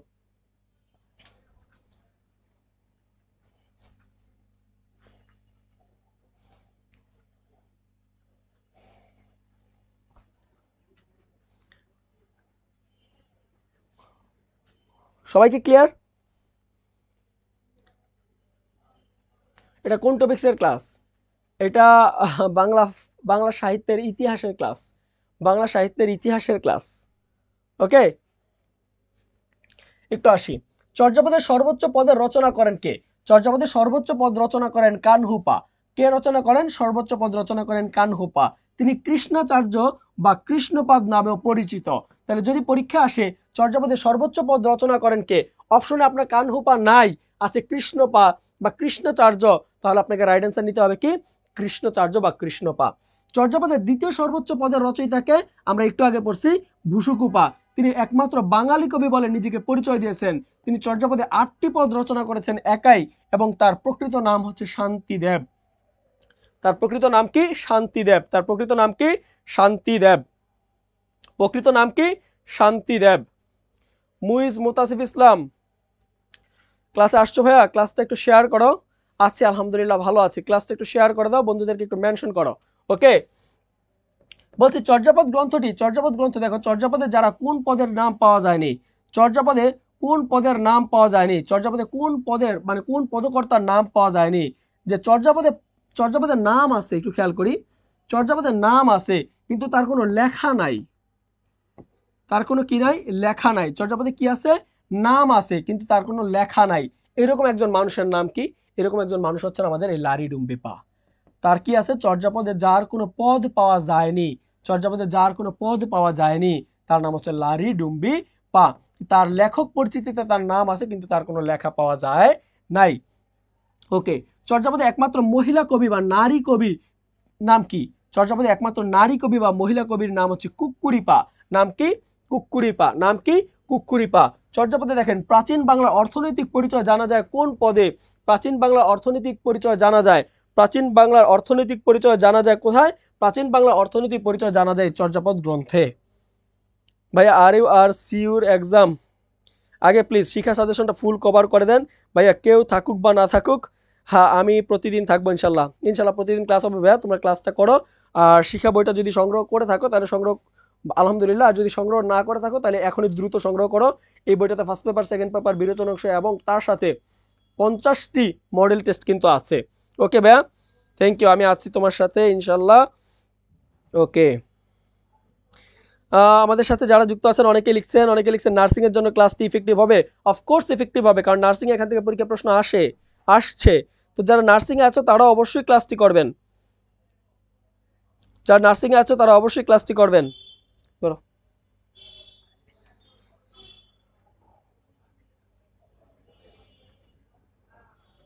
ওকে, আমরা একটু আসি যে চর্যাপদ দেখেন, চর্যাপদে বলছে চর্যাপদে একটি গানের সংকলন, চর্যাপদ কি, একটি গানের সংকলন। এর জন্য চর্যাপদ গ্রন্থকে বলা হয় ভজন সঙ্গীত। কি বলা হয়, ভজন সঙ্গীত। যদি পরীক্ষা আসে নিচের কোন গ্রন্থকে ভজন সঙ্গীত বলা হয়, নিচের কোন গ্রন্থকে ভজন সঙ্গীত বলা হয়, চর্যাপদকে কি বলা হয়, ভজন সঙ্গীত বলা হয়। কি বলা হয়, ভজন সঙ্গীত বা গানের সংকলন বলা হয়, ভজন সঙ্গীত বা গানের সংকলন বলা হয়। পরীক্ষায় আমি বলছিলাম রবীন্দ্রনাথ ঠাকুরের সোনার তরীর সাথে, রবীন্দ্রনাথ ঠাকুরের সোনার তরীর সাথে কোন গ্রন্থের মিল আছে, রবীন্দ্রনাথ ঠাকুরের সোনার তরীর সাথে এই চর্যাপদ গ্রন্থের 8 নং পদের কার, মণিমোহন বসুর 8 নং পদের সাথে বা 8 নং চর্যার সাথে আমাদের এই রবীন্দ্রনাথ ঠাকুরের সোনার তরী লেখার মিল আছে। তারপর আসি, চর্যাপদের প্রথম পদ কে লিখেন, চর্যাপদের প্রথম পদ লিখছে আমাদের লুই পা। চর্যাপদের প্রথম পদ কে লিখছে, লুই পা। তাহলে একটু দেখেন পদটার নাম ছিল কি, কায়া তরুবর পঞ্চমী ডাল চঞ্চল চি এ পৈঠকাল।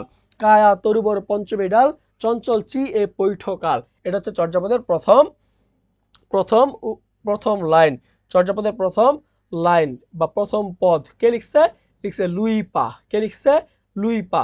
এরপর আসি, চর্যাপদে কিছু প্রবাদ আছে, চর্যাপদে কি আছে, কিছু প্রবাদ বাক্য আছে, প্রবাদ বাক্য, কিছু প্রবাদ বাক্য আছে। এখান থেকে গুরুত্বপূর্ণ যে প্রবাদ বাক্যগুলো সেগুলো আপনাদের জন্য আমরা নিয়ে আসছি এই বইতে। যেমন আপনা মাংসে হরিণা বৈরি, আপনা মাংসে কি, হরিণা বৈরি। মূলত হরিণ তার মাংসের, সুস্বাদু মাংসের জন্য বিখ্যাত। তাহলে হরিণ বাঘ বা অন্য কোনো হিংস্র প্রাণীর কাছে বিখ্যাত বা হিংস্র প্রাণীর পছন্দের তালিকায় কেন থাকে, কারণ হরিণের মাংস খুব মজা। এই হরিণের মাংস স্বাদ বেশি হওয়ার কারণে, নিজের শরীরে মাংসের কারণে সে বেশি শিকার হয় বাঘের হাতে। তাহলে বেশি শিকার হয় কার হাতে, বাঘের হাতে। কেন শিকার হয়, তিনি এই নিজের মাংসের কারণে। এর জন্য বলছে আপনা মাংসের জন্যই তিনি হরিণ, সকলের কাছে শত্রু, যাকে বলছে আপনা মাংসে হরিণা বৈরী। এরপর দেখেন বলছে দুহিল দুধ কি বেন্টি সময়, দুহিল দুধ কি বেন্টি সময়, দুহিল দুধ কি বেন্টি সময়, এই কথাটার মানে হচ্ছে আমরা কথায় কথায় বলি যে কথার বলি, এই যে মুখের বলি আর হচ্ছে বন্দুকের গুলি, যখন একবার মুখ থেকে বের হয়ে যায় আর এটা সেটা ফেরত নেওয়া যায় না। মুখের বলি আর হচ্ছে কথার বলি আর হচ্ছে বন্দুকের গুলি একবার বের হয়ে গেছে, যেমন আমার এই মাত্র বের হয়ে গেছে, স্লিপ অফ টার্ন। ঠিক আছে, তাহলে বলছে একবার যখন, মানে এটা বুঝাইছে যে যখন যখন গাভী থেকে দুধ দোহানো হয়, এই দুধ কখনো আবার বাটের ভিতর দিয়ে প্রবেশ করানো যায় না। মূলত তার মানে এইটাই, এইটাই। স্যার এই সাজেশনটা এক্সাম এর আগে সাজেশন কমপ্লিট করে দেন ভাই, বইটা আছে আমার কাছে। ওকে ঠিক আছে, থ্যাংক ইউ, আমরা এই সাজেশনটা কমপ্লিট করে দেব।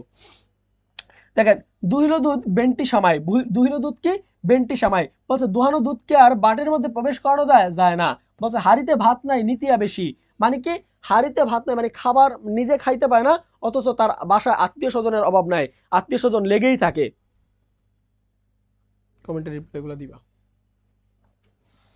ওকে, একটু আসি। বলছে বর্ষণ গুহিল কি, বর্ষণ গুহিল কি মো দুষ্ট বলদে, একটু খেয়াল করেন, বর্ষণ গুহিল কি কিমো দুষ্ট বলদে, মানে বলছে যে বর্ষণ গহিল কিমো দুষ্ট বলদে, বলছে বরং শূন্য গোয়াল ভালো, বরং ভালো শূন্য গোয়াল কি হবে আমার দুষ্ট বলদে, বরং ভালো শূন্য গোয়াল। আমরা বলি না কথায় কথায় যে শূন্য গোয়ালের, সরি দুষ্ট বলদের চেয়ে শূন্য গোয়াল অনেক ভালো। তাহলে এটাই বলতেছে যে বর্ষণ গহিল কিমো দুষ্ট বলদে, বরং ভালো শূন্য গোয়াল কি হবে আমার দুষ্ট বলদে। তাহলে এইটা হচ্ছে মূলত আমাদের এই চর্যাপদের কিছু উক্তি। 6টা মূলত উক্তি আছে, গুরুত্বপূর্ণ প্রবাদ আছে, এর মধ্যে এই প্রবাদগুলো গুরুত্বপূর্ণ। ঠিক আছে, সবাই একটু এগুলো, যাদের কাছে বই আছে একটু আন্ডারলাইন করে নেন, আর যাদের কাছে বই নাই তারা বইটা সংগ্রহ করে নিতে পারেন অথবা এখান থেকে নোট করে নিতে পারেন। ওকে, এখন একটু আসি।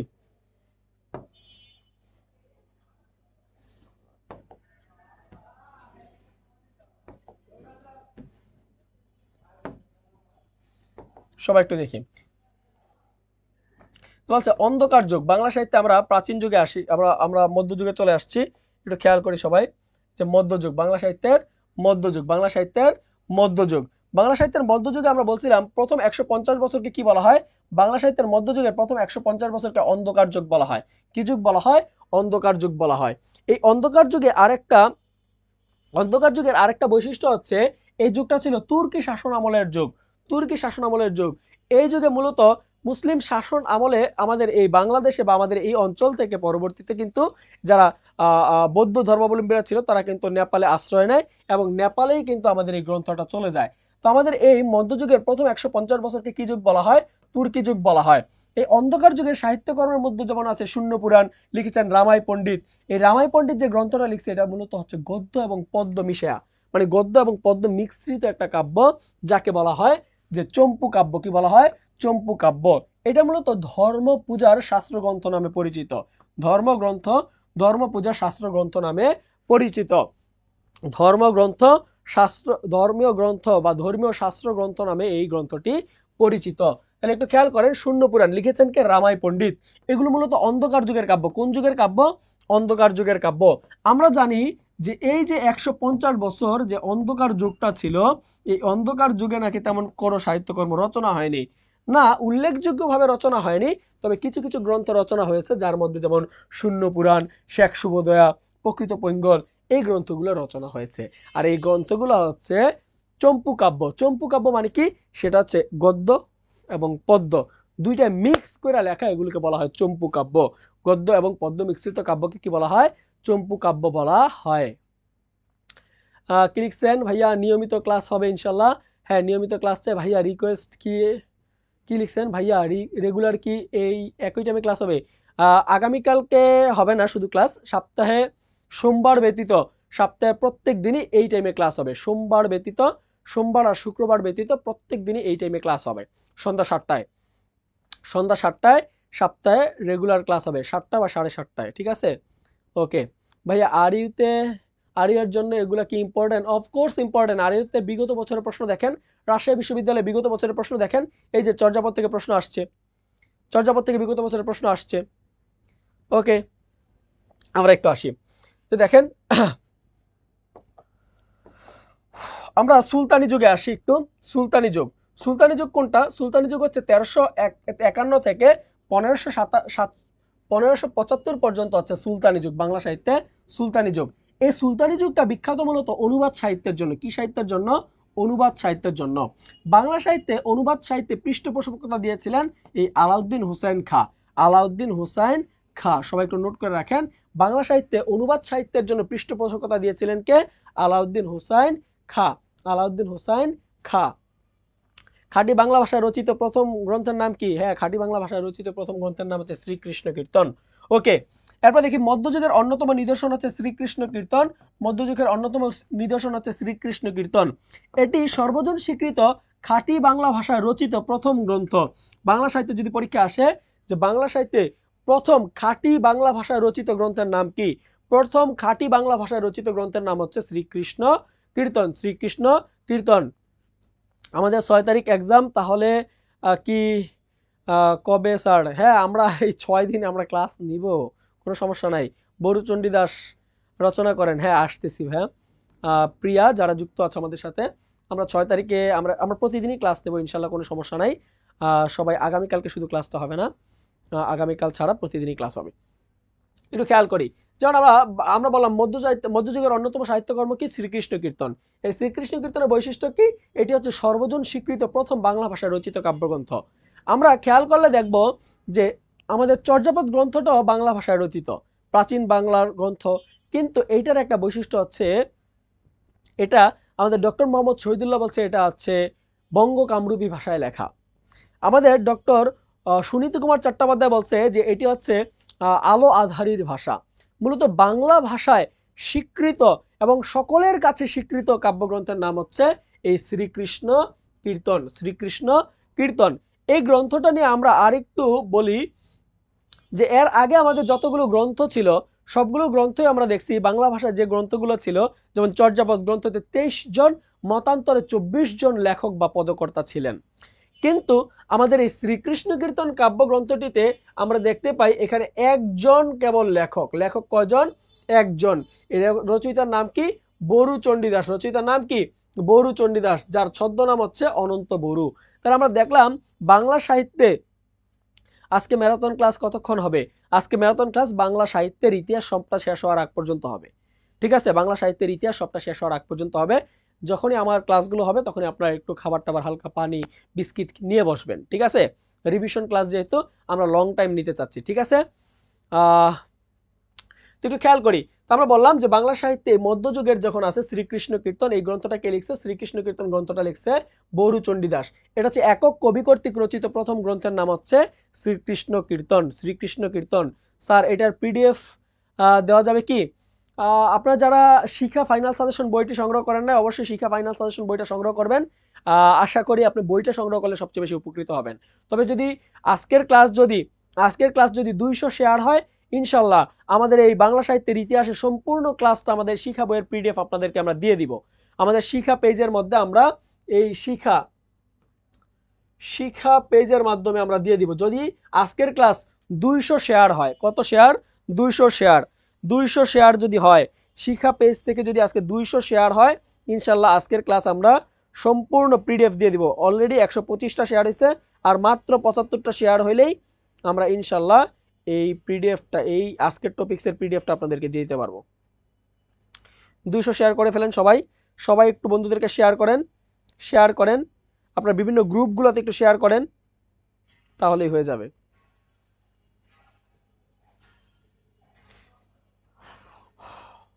ওকে,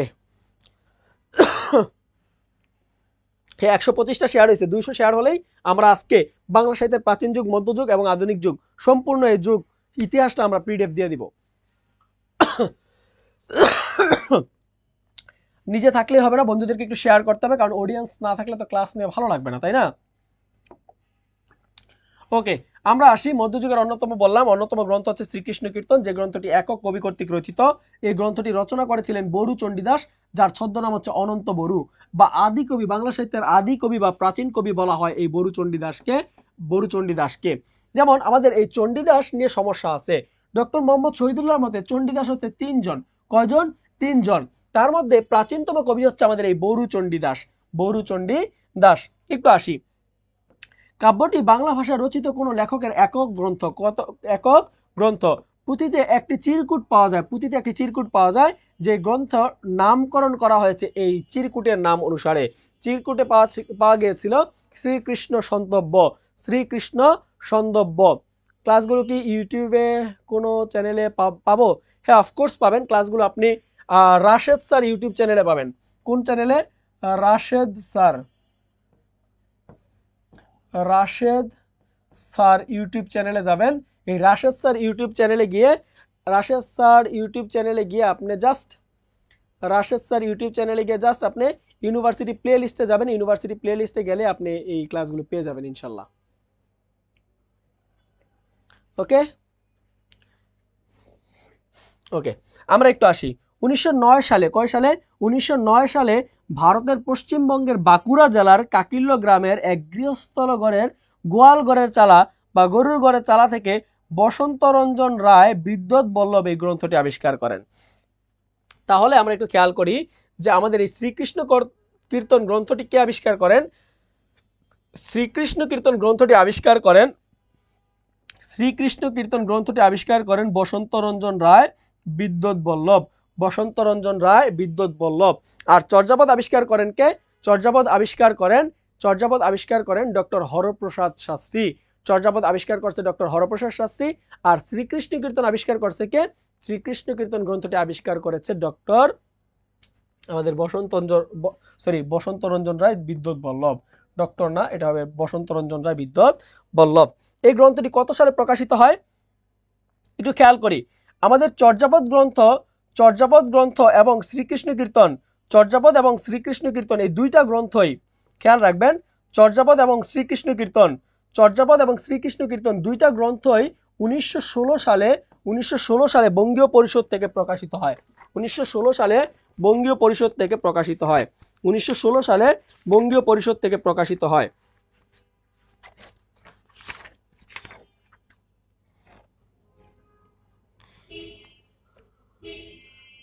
1916 সালে বঙ্গীয় পরিষদ থেকে প্রকাশিত হয়। 1900 কত সালে? 16 সালে। এই যে এই বইটা থেকে আপনাদেরকে পড়াচ্ছি। যারা এখনো এই বইটা সংগ্রহ করেন নাই, লাইব্রেরিতে গিয়ে একবার হলো দেখবেন, অথবা স্ক্রিনশট নিয়ে রাখতে পারেন, অথবা আমাদের শিক্ষা বই থেকে, শিক্ষা পেজ থেকে ছবি তুলে নিতে পারেন। ছবি তুলে নিয়ে এই বইটা আপনি লাইব্রেরি থেকে সংগ্রহ করে নেবেন। Bangla first paper, second paper, অতিরিক্ত অংশ, সাহিত্য এবং ব্যাকরণের চমৎকার টপিকগুলো এখানে সবগুলো গুছিয়ে দেওয়া আছে, টেকনিকে দেওয়া আছে। এবং একই সাথে আপনার 50 সেট মডেল টেস্ট দেওয়া আছে। মডেল টেস্ট হিসাবে আপনি এই বইটি পড়তে পারেন। বইটার নাম হচ্ছে শিখা। নাম কি? Shikha, Bangla final suggestion and model test. বইয়ের নামই আগুন। শিখা শব্দের সমার্থক শব্দ কি? আগুন। এই আগুন থেকে পরীক্ষায় আপনার প্রশ্ন আসবে ইনশাল্লাহ। তো যারা সংগ্রহ করেন নাই অবশ্যই বইটা সংগ্রহ করে নেবেন, ইনশাল্লাহ এখান থেকে পরীক্ষার প্রশ্ন পাবেন। ওকে, আমরা আসি। এই যে বললাম 1916 সালে বঙ্গীয় সাহিত্য পরিষদ থেকে এই বসন্তরঞ্জন রায় এই বিদ্যুৎ বল্লভ 13 খণ্ডে এই গ্রন্থটি প্রকাশ করেন। পরীক্ষায় প্রশ্ন আসতে পারে যে শ্রীকৃষ্ণ কীর্তন গ্রন্থে কয় খণ্ড? শ্রীকৃষ্ণ কীর্তন গ্রন্থটি 13 খণ্ডে প্রকাশিত। ঝুমুর জাতীয় লৌকিক নাটগীতির সংকলন হচ্ছে এই শ্রীকৃষ্ণ কীর্তন। এই গ্রন্থের বিষয় কি? রাধা কৃষ্ণের প্রেম। এই গ্রন্থের বিষয়বস্তু হচ্ছে রাধা কৃষ্ণের প্রেম। বাংলা সাহিত্যের মধ্যযুগে দেখেন, একটু খেয়াল করি, বাংলা সাহিত্যের মধ্যযুগে দুইটা শ্রেণীতে ভাগ করা হয়েছে। একটা হচ্ছে মৌলিক সাহিত্য, একটা হচ্ছে অনুবাদ সাহিত্য। একটা হচ্ছে মৌলিক সাহিত্য, একটা হচ্ছে অনুবাদ সাহিত্য। একটু খেয়াল করি সবাই, মৌলিক সাহিত্যটা কি? মৌলিক সাহিত্যটা হচ্ছে মূলত যেগুলো নর্মালি লেখা হয়, লিখিত সাহিত্য, সেগুলোকে আমরা বলি মৌলিক সাহিত্য। আর যেগুলো আরেকটা লেখা থেকে অনুবাদ করে বাংলা ভাষায় ট্রান্সলেট করে আনা হয়, সেগুলোকে বলা হয় অনুবাদ সাহিত্য। তাহলে একটু খেয়াল করি, মৌলিক সাহিত্যের মধ্যে আছে বৈষ্ণব পদাবলী, জীবনী সাহিত্য, মঙ্গল কাব্য, লোক সাহিত্য, নাচ সাহিত্য। এগুলো হচ্ছে মৌলিক সাহিত্য। এগুলো কি সাহিত্য? মৌলিক সাহিত্য। এরপর একটু আসি যে এই যে বৈষ্ণব পদাবলী, খেয়াল করবেন, বৈষ্ণব পদাবলী, এই বৈষ্ণব পদাবলী কি? বাংলা সাহিত্যে যদি বলা হয় মধ্যযুগের শ্রেষ্ঠ সাহিত্যকর্মের নাম কি? মধ্যযুগের কিন্তু শ্রেষ্ঠ সাহিত্যকর্মের নাম হচ্ছে বৈষ্ণব পদাবলী। আমরা অনেকেই এই প্রশ্নটা শ্রীকৃষ্ণ কীর্তন দিয়ে মাইরা দিব না। শ্রীকৃষ্ণ কীর্তন হচ্ছে মধ্যযুগের, মনে রাখবেন, শ্রীকৃষ্ণ কীর্তন হচ্ছে মধ্যযুগের একক কবি কর্তৃক রচিত প্রথম গ্রন্থ এবং বাংলা সাহিত্যে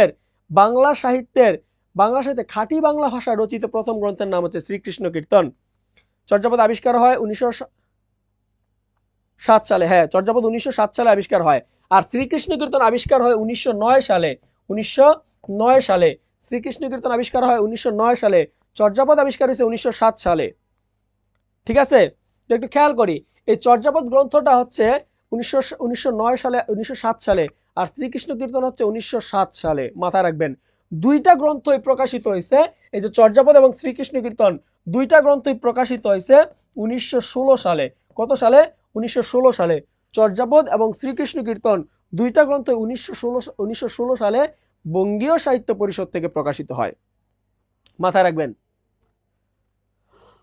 ওকে, এখন একটু আসি চর্যাপদে। দেখেন মধ্যযুগের শ্রেষ্ঠ সাহিত্যকর্মের নাম হচ্ছে মধ্যযুগের শ্রেষ্ঠ সাহিত্যকর্মের নাম হচ্ছে বৈষ্ণব পদাবলী।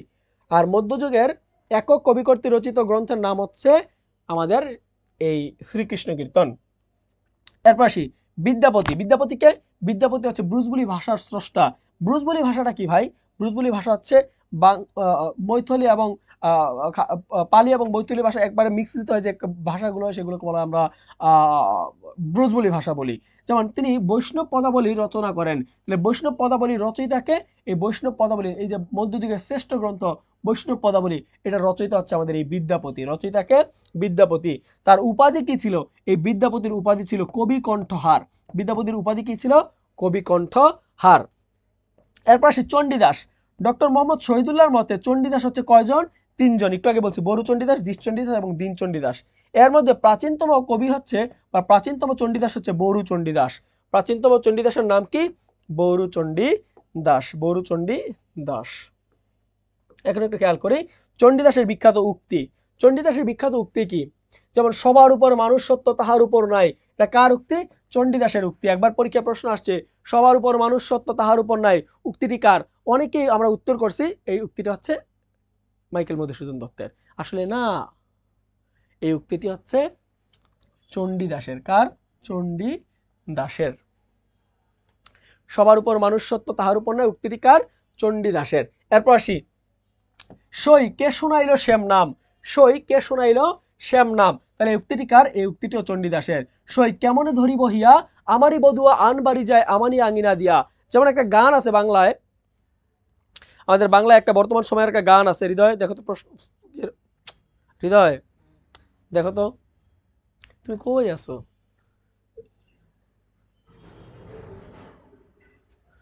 একটু খেয়াল করি সবাই। যেমন আমাকে রেখেই ক্লাস নিয়ে ফেললেন স্যার, আমি তো ক্লাসের আপডেট দিয়েছি, আপনার ক্লাসে না থাকলে কি করবো বলেন ভাইয়া? ওকে, পিডিএফ কই পাওয়া যায়? পিডিএফ পাওয়া যায় শিখা পেজে। যদি ক্লাসটা সর্বোচ্চ শেয়ার হয়, আজকে 200 শেয়ার হলে আমরা বলছি আমাদের এই বইয়ের জাস্ট এই সাহিত্যের পার্টটার উপর আমরা একটা পিডিএফ দিব। ভাই ভাবতাম লালন শাহ, না লালন শাহ না, এটা চণ্ডীদাসের। এরপর একটু খেয়াল করি, আমাদের একটা বাংলা গান আছে, বন্ধু যখন বউ লইয়া আমার বাড়ির সামনে দিয়া রঙ্গ কইরা হাইটা যায়, ফাইটা যায়, বুকটা ফাইটা যায়। এটা গান আছে না? তো এইরকম যে গান আছে, বন্ধু যখন বউ লইয়া আমার বাড়ির সামনে দিয়া রঙ্গ করে হাইটা যায়, ফাইটা যায়, ফাইটা যায়, বুক আমার ফাইটা যায়। তাহলে এই গান কই থেকে আসছে?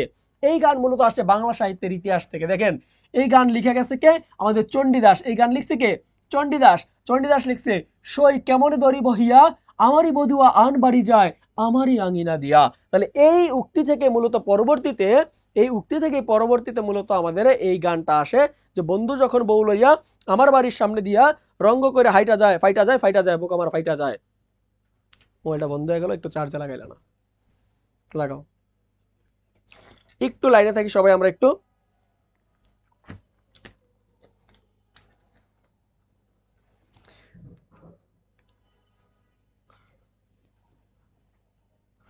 সবাই একটু কষ্ট করে লাইনে থাকি। আমাদের ক্যামেরাটা চার্জ শেষ হয়ে গেছে, এর জন্য অফ হয়ে গেছে। 1 মিনিট লাগবে, আমরা ক্যামেরাটা আবার একটু অন করতেছি। সবাই একটু 1 মিনিট একটু ধৈর্য ধরি। ইনশাল্লাহ আমাদের ক্লাস খুব শীঘ্রই শুরু হচ্ছে। স্যার এর চেয়ে বেশি আমি গাইতেছি এখন। হ্যাঁ গাও, সমস্যা নাই। স্যার দেখা যায় না। ভাইয়া একটু অপেক্ষা করো, আমাদের ক্লাসটা অফ হয়ে গেছে, আমাদের ক্যামেরাটা অফ হয়ে গেছে, চার্জে দেওয়া হয় নাই ক্যামেরাটা। ক্যামেরা একটু এখনই অন হচ্ছে, 1টা মিনিট একটু অপেক্ষা করো।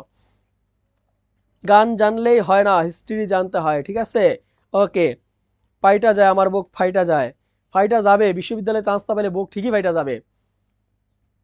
খালি গায়ে আসছো, বুঝি না কোন চান্স।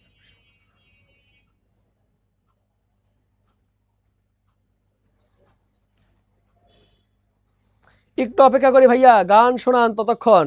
কি গান শুনবেন বলেন? কি গান শুনতে চান আপনারা? আপনারা কি গান শুনবেন? এই যে আমরা চলে আসছি, ক্লাস কিন্তু আবার চলে আসছে। সো গান শোনাশুনি বন্ধ করে ক্লাসে আসেন। এই যে আমরা চলে আসছি ক্লাসে, একটু সবাই একটু ক্লাসে আসি।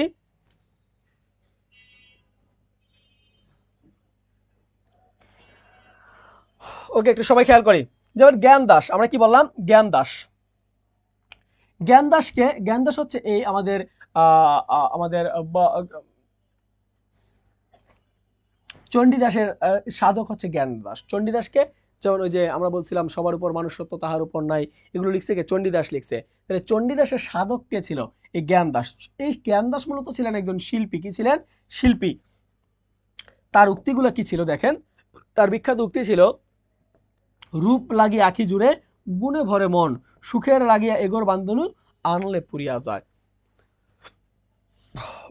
মানে অনল মানে হচ্ছে আগুন, বলছে সুখের লাগে এগোর বাঁধছে আগুনে পুড়া যায়। মূলত আমাদের অনেক ফ্যামিলিতে দেখবেন যে বিয়ে শাদী করে সুখের জন্য, কিন্তু পরে আগুনে সংসার পুড়া যায়। ওই জিনিসটাকে মূলত আমাদের জ্ঞান দাস এখানে ফুটাই তুলছে, সুখের লাগে এগোর বান্ধিনু আনলে পুড়িয়া যায়, বা অনল অনলে পুড়িয়া যায়, ঠিক আছে, আগুনে পুড়িয়া যায়। অনুবাদ গ্রন্থ দেখেন, বাংলা সাহিত্যে অনুবাদ গ্রন্থ একটু খেয়াল করি। বাংলা সাহিত্যে অনুবাদ কাব্যের সূচনা হয় মধ্যযুগে। পরীক্ষা প্রশ্ন আসে, বাংলা সাহিত্যে অনুবাদ যুগের, বাংলা সাহিত্যে অনুবাদ সাহিত্য রচনা হয় বা অনুবাদ সাহিত্যের সূচনা হয় কোন যুগে? বাংলা সাহিত্যে অনুবাদ যুগের সূচনা হয় বা বাংলা সাহিত্যে অনুবাদ কাব্যের সূচনা হয় মধ্যযুগে। কোন যুগে?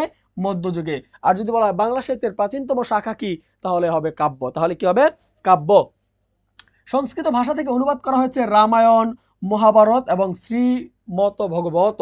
ভগবত, শ্রীমত ভগবত, এটা কোথা থেকে নেওয়া হয়েছে? এটা মূলত নেওয়া হয়েছে সংস্কৃত ভাষা থেকে। তাহলে সংস্কৃত ভাষা থেকে অনুবাদ করা হয়েছে কয়টা গ্রন্থ?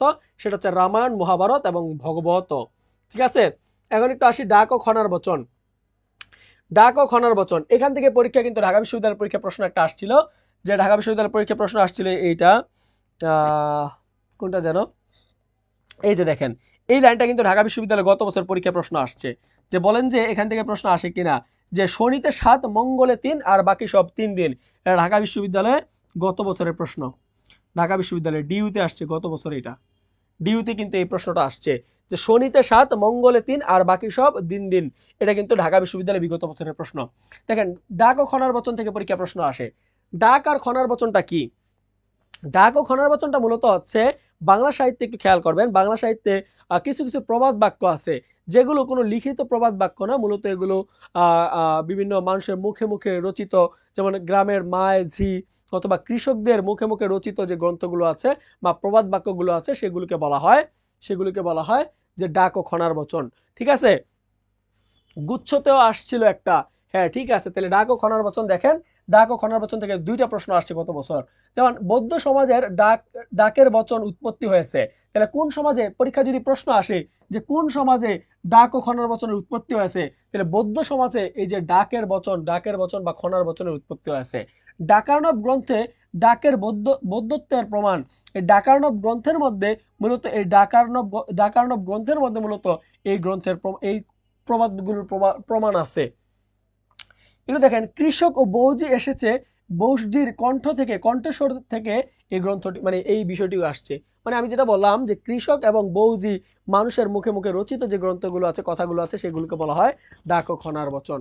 ওকে, দেখেন বলছে আনুমানিক অষ্টাদশ থেকে দ্বাদশ শতাব্দীতে এই গ্রন্থগুলো রচিত হয়।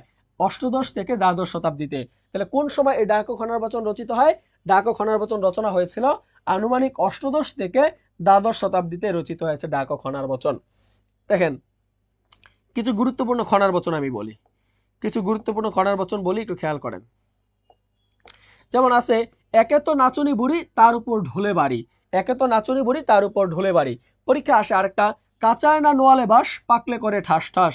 আরেকটা আছে, মেয়ে নষ্ট ঘাটে ছেলে নষ্ট হাটে, নিজের বেলায় আটিসাটি পরের বেলায় চিমটি কাটি, শনিতে 7, মঙ্গলে দিন আর বাকি সব দিন দিন। তারপর আছে, দশে মিলে করি কাজ হারি জিতি নাহিলাজ। তারপর আছে, যদি থাকে বন্ধুর মন গাং পার হইতে কতক্ষণ বা গাং সাঁতরাইতে কতক্ষণ। এরপর পরীক্ষা আসে, গাছে গাছে আগুন জ্বলে বৃষ্টি হবে খনায় বলে। তাহলে এগুলো হচ্ছে গুরুত্বপূর্ণ খনার বচন। এগুলো কি গুরুত্বপূর্ণ খনার বচন। এরপর আসি আধুনিক যুগ, বাংলা সাহিত্যের আধুনিক যুগ। এই যুগটা দিয়ে আমরা আজকের ক্লাসে এখান পর্যন্ত শেষ করব ইনশাল্লাহ। যারা আমাদের সাথে ধৈর্য ধরে এতক্ষণ ছিলেন, ইনশাল্লাহ আর কিছুক্ষণ অপেক্ষা করেন, আমরা আপনাদেরকে বাংলা সাহিত্যের ইতিহাসটা শেষ করে দেব, কারণ সময় আর বেশি দিন নাই। তো আপনাদের এই গ্রন্থগুলো একটু শিখতে হবে, এগুলো শিখতে হবে, শিখে পরীক্ষা দিতে হবে। দেখেন আধুনিক যুগ, কি বললাম? আধুনিক যুগ। যেমন দেখেন মানবীয় আবেদন মুখ্য আধুনিক যুগ, আমরা জানি, সমস্যা নেই। এগুলো উপমহাদেশের প্রথম ছাপাখানা সৃষ্টি হয় কত সালে? উপমহাদেশের প্রথম ছাপাখানা সৃষ্টি হয় 1498 খ্রিস্টাব্দে। শ্রীরামপুর মিশনারিতে বাংলার জন্য শ্রীরামপুর মিশনারিতে প্রথম ছাপাখানা তৈরি হয় 1800 খ্রিস্টাব্দে। এই 1800 খ্রিস্টাব্দে ছাপাখানা সৃষ্টির মাধ্যমেই মূলত বাংলা সাহিত্যের আধুনিক যুগের সূচনা হয়। বাংলা সাহিত্যে আধুনিক যুগে আমরা কি কি পাই? বাংলা সাহিত্যে আধুনিক যুগে আমরা গদ্য ছন্দের রচনা পাই। কি পাই? গদ্য ছন্দের রচনা পাই। বাংলা সাহিত্যে আধুনিক যুগে আমরা ছাপার অক্ষরে বই পাই, ছাপার অক্ষরে বই পাই। আর সেই ছাপাখানা তৈরি হয়েছিল শ্রীরামপুর মিশনারিতে, সেই ছাপাখানা তৈরি হয়েছিল আমাদের শ্রীরামপুর মিশনারিতে 1800 খ্রিস্টাব্দে। পরবর্তীতে আমরা দেখতে পাই আমাদের এই একটা প্রশ্ন আসছে, বাংলাদেশে প্রথম ছাপাখানা সৃষ্টি হয় কোথায়? বাংলাদেশে প্রথম ছাপাখানা সৃষ্টি হয় কোথায়? বাংলাদেশে প্রথম ছাপাখানা সৃষ্টি হয় কোথায়? স্যার, শিখা প্রশ্ন ফাঁস করে দেয়া লাইব্রেরি। সরি রাশেদ স্যার, পাইছি। স্যার এবছর আসবে না? হ্যাঁ এবছর আসতে পারে, আসবে না কেন? এই এডমিন ভাইয়া আর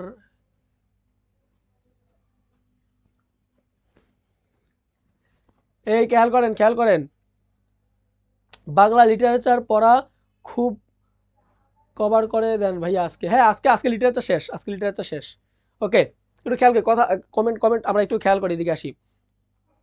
দেখেন রংপুরে বার্তাবহ যন্ত্রের মাধ্যমে বাংলাদেশে প্রথম ছাপাখানা সৃষ্টি হয়। অনেকে পরীক্ষা আসে যে বাংলাদেশে প্রথম ছাপাখানা তৈরি হয় কোথায়? অনেকে আমরা মনে করি গাজীপুরে, ওই যে টাকশাল আছে গাজীপুরে, তার মানে গাজীপুরে, তাই না? না, গাজীপুরে হবে না, হবে কোথায়? হবে রংপুরে। তাহলে একটু খেয়াল করি, রংপুরে প্রথম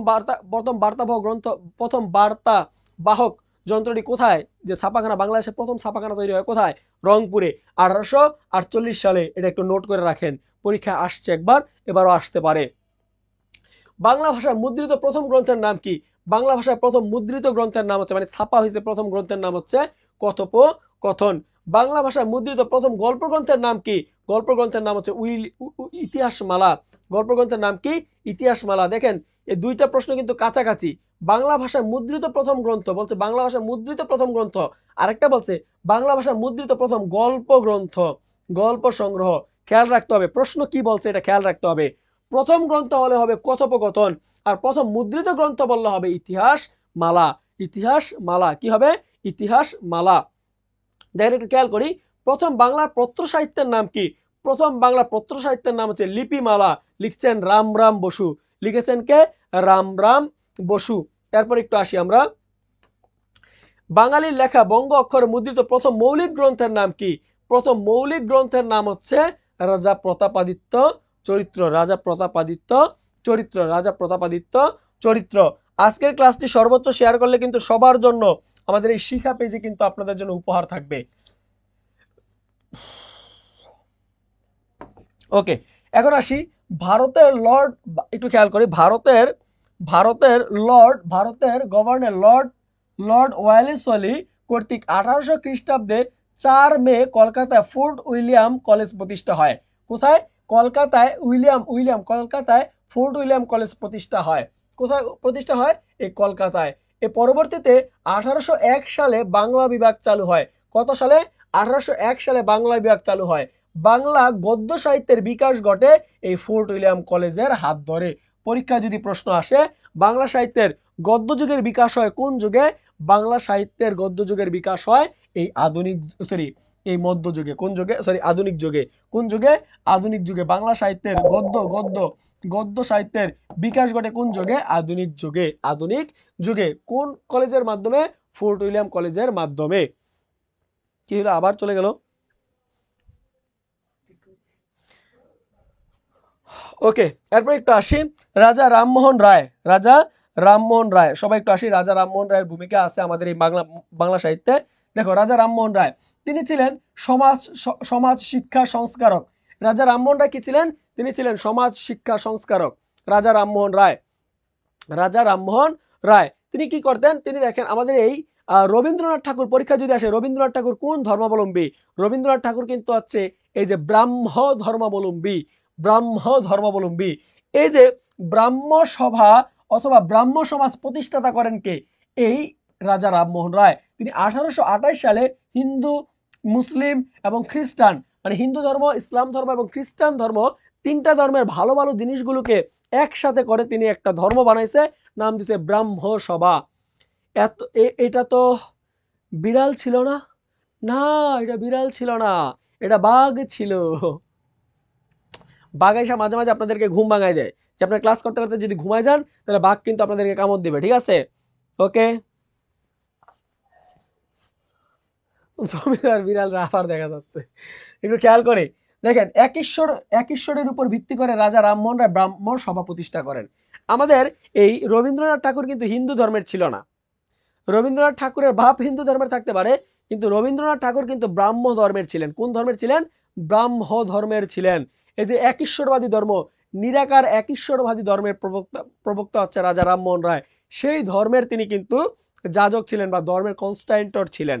ওকে, পরবর্তীতে তিনি ব্রাহ্ম সভা নামে একটি, যে আমাদের ভারতের শান্তিনিকেতন আছে না, এই শান্তিনিকেতনটা কিন্তু তিনি ব্রাহ্ম সভা নামে তিনি আচার্য ছিলেন, এবং তিনি শেষ পর্যন্ত এই ব্রাহ্ম ধর্মের সেবক ছিলেন, এবং এই ব্রাহ্ম ধর্ম প্রচারের জন্য আমাদের রবীন্দ্রনাথ ঠাকুর কাজ করছেন। এর জন্যই দেখবেন রবীন্দ্রনাথ ঠাকুরের বাড়িতে কোনো মূর্তি নাই। দেখবেন সকল হিন্দু ধর্মের কোনো রাজা বাদশাহদের বাড়িতে কোনো না কোনো মূর্তি আছে, কিন্তু রবীন্দ্রনাথ ঠাকুরের বাড়িতে কিন্তু কোনো মূর্তি নাই। বাংলাদেশে 3টা জায়গায় রবীন্দ্রনাথ ঠাকুরের জমিদারি আছে, এখনো আছে, এখনো মানে জমিদারি ওই কাচারি বাড়িগুলো আছে। যেমন খুলনার, সরি, সিরাজগঞ্জের শাহজাদপুরে কাচারি বাড়ি আছে, তারপর হচ্ছে কুষ্টিয়ার শিলাইদাতে আছে, এবং এবং আমাদের নওগাঁর প্রতিশরে আছে। এই জায়গাগুলোতে কিন্তু এখনো রবীন্দ্রনাথ ঠাকুরের সেই জমিদারির নিদর্শন কিন্তু আছে, কিন্তু দেখবেন সেখানে কোথাও কোনো মূর্তির নাই, কারণ হিন্দু ধর্মের তিনি ছিলেন না, তিনি ছিলেন ব্রাহ্ম ধর্মের। ওকে, আমাদের রাজা রামমোহন রায় সতীদাহ প্রথার তিনি বিলুপ্ত করেন। কি করেন? সতীদাহ প্রথা এবং বিধবা বিবাহ পক্ষে তিনি জোর দেন। তিনি শুধু জোর দেন না, একটু খেয়াল করি, তৎকালীন সময়ে যে নিয়মগুলো করা হইতো, এই নিয়মগুলো মানা হইতো, কিন্তু বর্তমান সময়ে নিয়ম করলে রাজারা কেন এই নিয়মগুলো মানতে চাই না আমরা? কারণ আমরা নিয়ম করি কিন্তু নিয়ম মানতে রাজি না। কিন্তু রাজা রামমোহন রায় নিয়ম করছে ঠিক, দেখেন তিনি নিয়ম করছে বিধবা বিবাহ চালু করা। তিনি বিধবা বিবাহ চালু করে তার একমাত্র সন্তানকে কিন্তু বিধবা নারীকে বিবাহ করায়, ঠিক আছে? তাহলে একটু খেয়াল করেন, তৎকালীন সময়ে এত বড় একটা নীতির বিরুদ্ধে গিয়ে তিনি কিন্তু কাজ করেছিলেন। একমাত্র ছেলেকে তিনি বিধবা বিবাহ করান, এবং তিনি 1823 সালে একটা বড় কাজ করেন, সেটা হচ্ছে প্রেস অর্ডিন্যান্স আন্দোলনে তিনি মুখপাত্র ছিলেন, যেটাকে সংবাদ বিধিপত্র আমরা বলি, সংবাদ বিধিপত্র আন্দোলন। সেই প্রেস অর্ডিন্যান্স আন্দোলনে কিন্তু মুখপাত্র ছিলেন আমাদের এই রাজা রামমোহন রায়।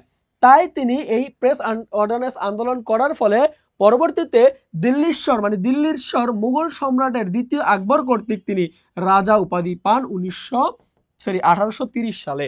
1823 সালে তিনি প্রেস অর্ডিন্যান্স আন্দোলন করেন, পরবর্তীতে তিনি 1830 সালে রাজা উপাধি পান। কি পান? রাজা উপাধি দেন। পরীক্ষায় আসতে পারে যে রাজা রামমোহন রায়ের রাজা উপাধিটি কে দেন? রাজা উপাধি দিয়েছেন মোগল সম্রাট দ্বিতীয় আকবর, মোগল সম্রাট দ্বিতীয় আকবর। ওকে, এখন একটু আসি আমরা পেরিচাঁদ মিত্রে। সবাই একটু খেয়াল করি, পেরিচাঁদ মিত্র এই লোকটা বাংলা সাহিত্যে আধুনিক যুগে কেন এত বিখ্যাত? এই পেরিচাঁদ মিত্র মূলত হচ্ছে বাংলা সাহিত্যে, তার ছদ্মনাম ছিল টেকচাঁদ ঠাকুর। পেরিচাঁদ মিত্রের ছদ্মনাম কি?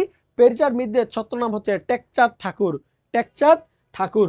তিনি বাংলা সাহিত্যের প্রথম ঔপন্যাসিক। যারা উপন্যাস লিখে তাদেরকে ঔপন্যাসিক বলা হয়। এই পেরিচাঁদ মিত্র হচ্ছে বাংলা সাহিত্যের প্রথম ঔপন্যাসিক। বাংলা সাহিত্যের প্রথম উপন্যাসের নাম কি?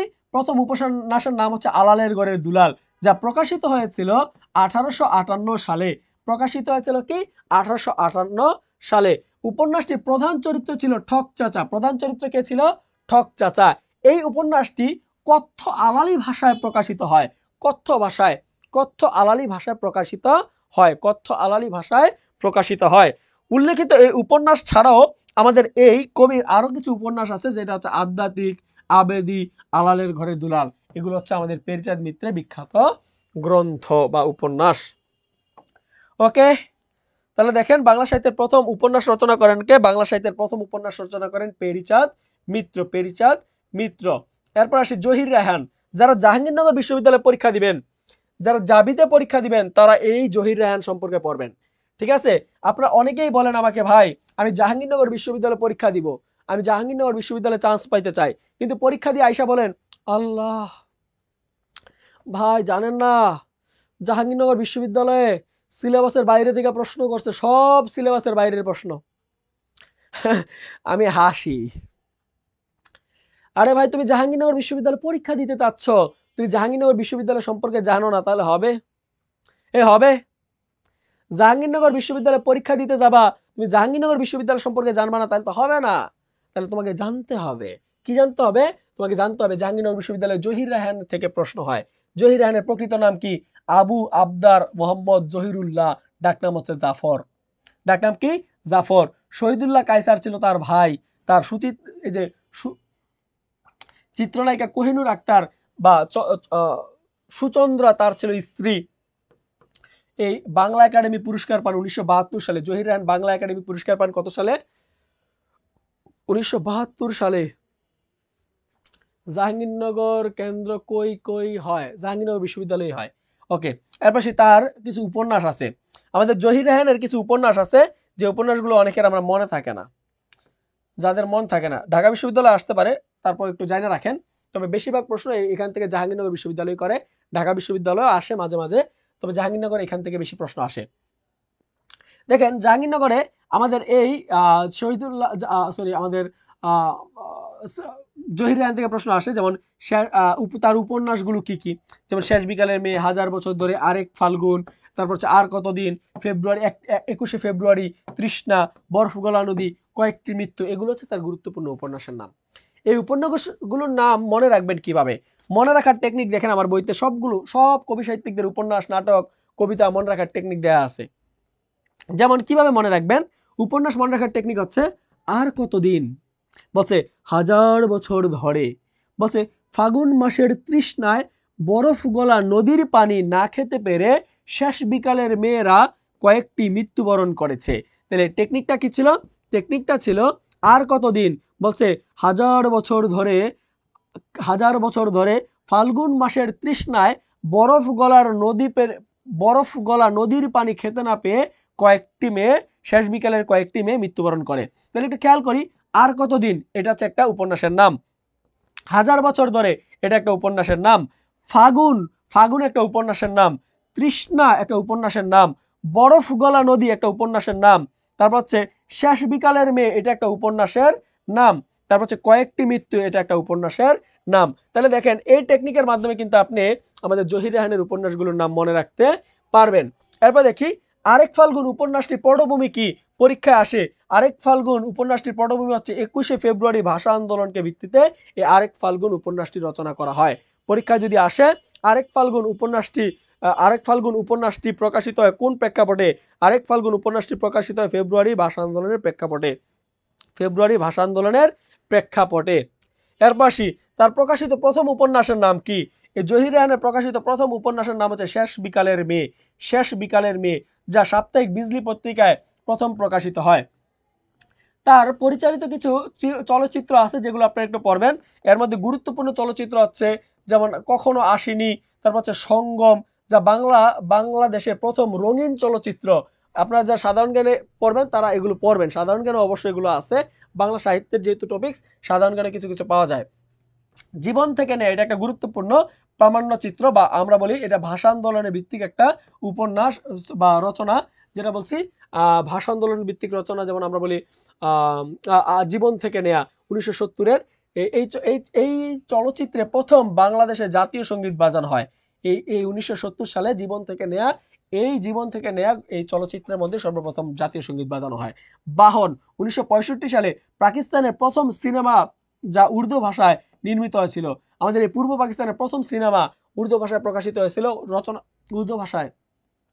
বানানো হয়েছিল 1965 সালে। কাচের দেয়াল 1963 সালে, যেটা নিকার পুরস্কার লাভ করে। এরপর দেখেন আনোয়ারা, আনোয়ারা হচ্ছে 1967 সালে। বেহুলা, তারপর হচ্ছে সোনার কাজল, এগুলো হচ্ছে তার বিখ্যাত চলচ্চিত্রের নাম, তার বিখ্যাত চলচ্চিত্রের নাম। এরপরে আসি আমরা সেলিম আল দিনে। সেলিম আল দিন হচ্ছে জাহাঙ্গীরনগর বিশ্ববিদ্যালয়, আপনাদের সেলিম আল দিন খুবই গুরুত্বপূর্ণ। সেলিম আল দিন থেকে পরীক্ষা প্রশ্ন পড়বেন যে সেলিম আল দিন, সেলিম আল দিন মূলত জাহাঙ্গীরনগর বিশ্ববিদ্যালয়ের জন্য সবচেয়ে গুরুত্বপূর্ণ, কারণ সেলিম আল দিন জাহাঙ্গীরনগর বিশ্ববিদ্যালয়ে তিনি বাংলা বিভাগের অধ্যাপক ছিলেন।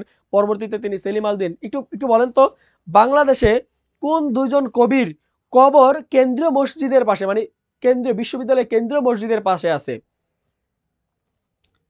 বাংলাদেশে কোন দুইজন লেখক যার যার কবর আছে কেন্দ্রীয় মসজিদের পাশে, মানে বিশ্ববিদ্যালয়ের কেন্দ্রীয় মসজিদের পাশে? একজন হচ্ছে আমাদের নজরুল সাহেব, যার কবর কোথায় আছে? কাজী নজরুল ইসলামের কাজী নজরুল ইসলামের কাজী নজরুল ইসলামের কবর কোথায় আছে বলেন তো দেখি? তিনি সমাহিত কোথায় করা হয়েছে? কাজী নজরুল ইসলামের কবর কোথায় আছে? সেলিম আল দিনের কবর আছে জাহাঙ্গীরনগর বিশ্ববিদ্যালয়ের কেন্দ্রীয় মসজিদের পাশে, কেন্দ্রীয় মসজিদের পাশে। তিনি বাংলা বিভাগের প্রভাষক ছিলেন এবং তিনি যোগদান করেন 1974 সালে। তার নামে একটি তিনি শিল্প চিন্তার নাম হচ্ছে কথানাট্য। তিনি বাংলা নাট্য সাহিত্যের এথনিক থিয়েটারের উদ্ভাবনকারী এবং নাট্যাচার্য হিসেবে তিনি খ্যাত। তাহলে নাট্যাচার্য কার নাম? নাট্যাচার্য হচ্ছে সেলিম আল দিনের নাম। এইভাবেই আসে নাট্যাচার্য সেলিম আল দিন, মুক্ত মঞ্চ সেলিম আল দিন।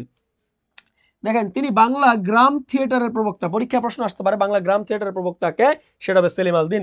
কাব্যগ্রন্থ হচ্ছে কবি ও তিমি, এটা হচ্ছে তার বিখ্যাত একটা কাব্যগ্রন্থ।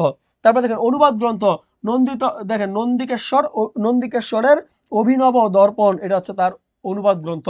উপন্যাস একটাই আছে, নাম হচ্ছে অমৃত্যু উপাখ্যান, এটা কার লেখা? অমৃত্যু উপাখ্যান লেখা হচ্ছে সেলিম আল দিনের লেখা। কার লেখা? সেলিম আল দিনের লেখা। এরপর সে সেলিম আল দিনের পুরস্কার, তিনি বাংলা একাডেমি পুরস্কার পান 1994 সালে। তিনি বাংলা সাহিত্যের, তিনি একটু খেয়াল করেন, বাংলা সাহিত্যের পুরস্কার পান 1390 বঙ্গাব্দে। 21শে পদক পান 1907 সালে। স্বাধীনতা পুরস্কার পান 1923 সালে। তারপর আরো কিছু পুরস্কার আছে, এগুলো আপনারা পড়বেন, আমি ইনশাল্লাহ পিডিএফ দিয়ে দিব। এছাড়া একটু দেখেন, রেডিও টেলিভিশনের প্রযোজনার নাটক হয় তার ঘুম নেই, তারপর হচ্ছে রঙের আঙ্গুললতা, তারপর হচ্ছে রঙের মানুষ, কীর্তন খোলা। সবচেয়ে গুরুত্বপূর্ণ দেখেন, রঙের মানুষ, কীর্তন খোলা, এগুলো কার লেখা? এগুলো হচ্ছে আমাদের সেলিম আল দিনের। চাকা, পরীক্ষা প্রশ্ন আসে, বারবার প্রশ্ন আছে। চাকা নাটক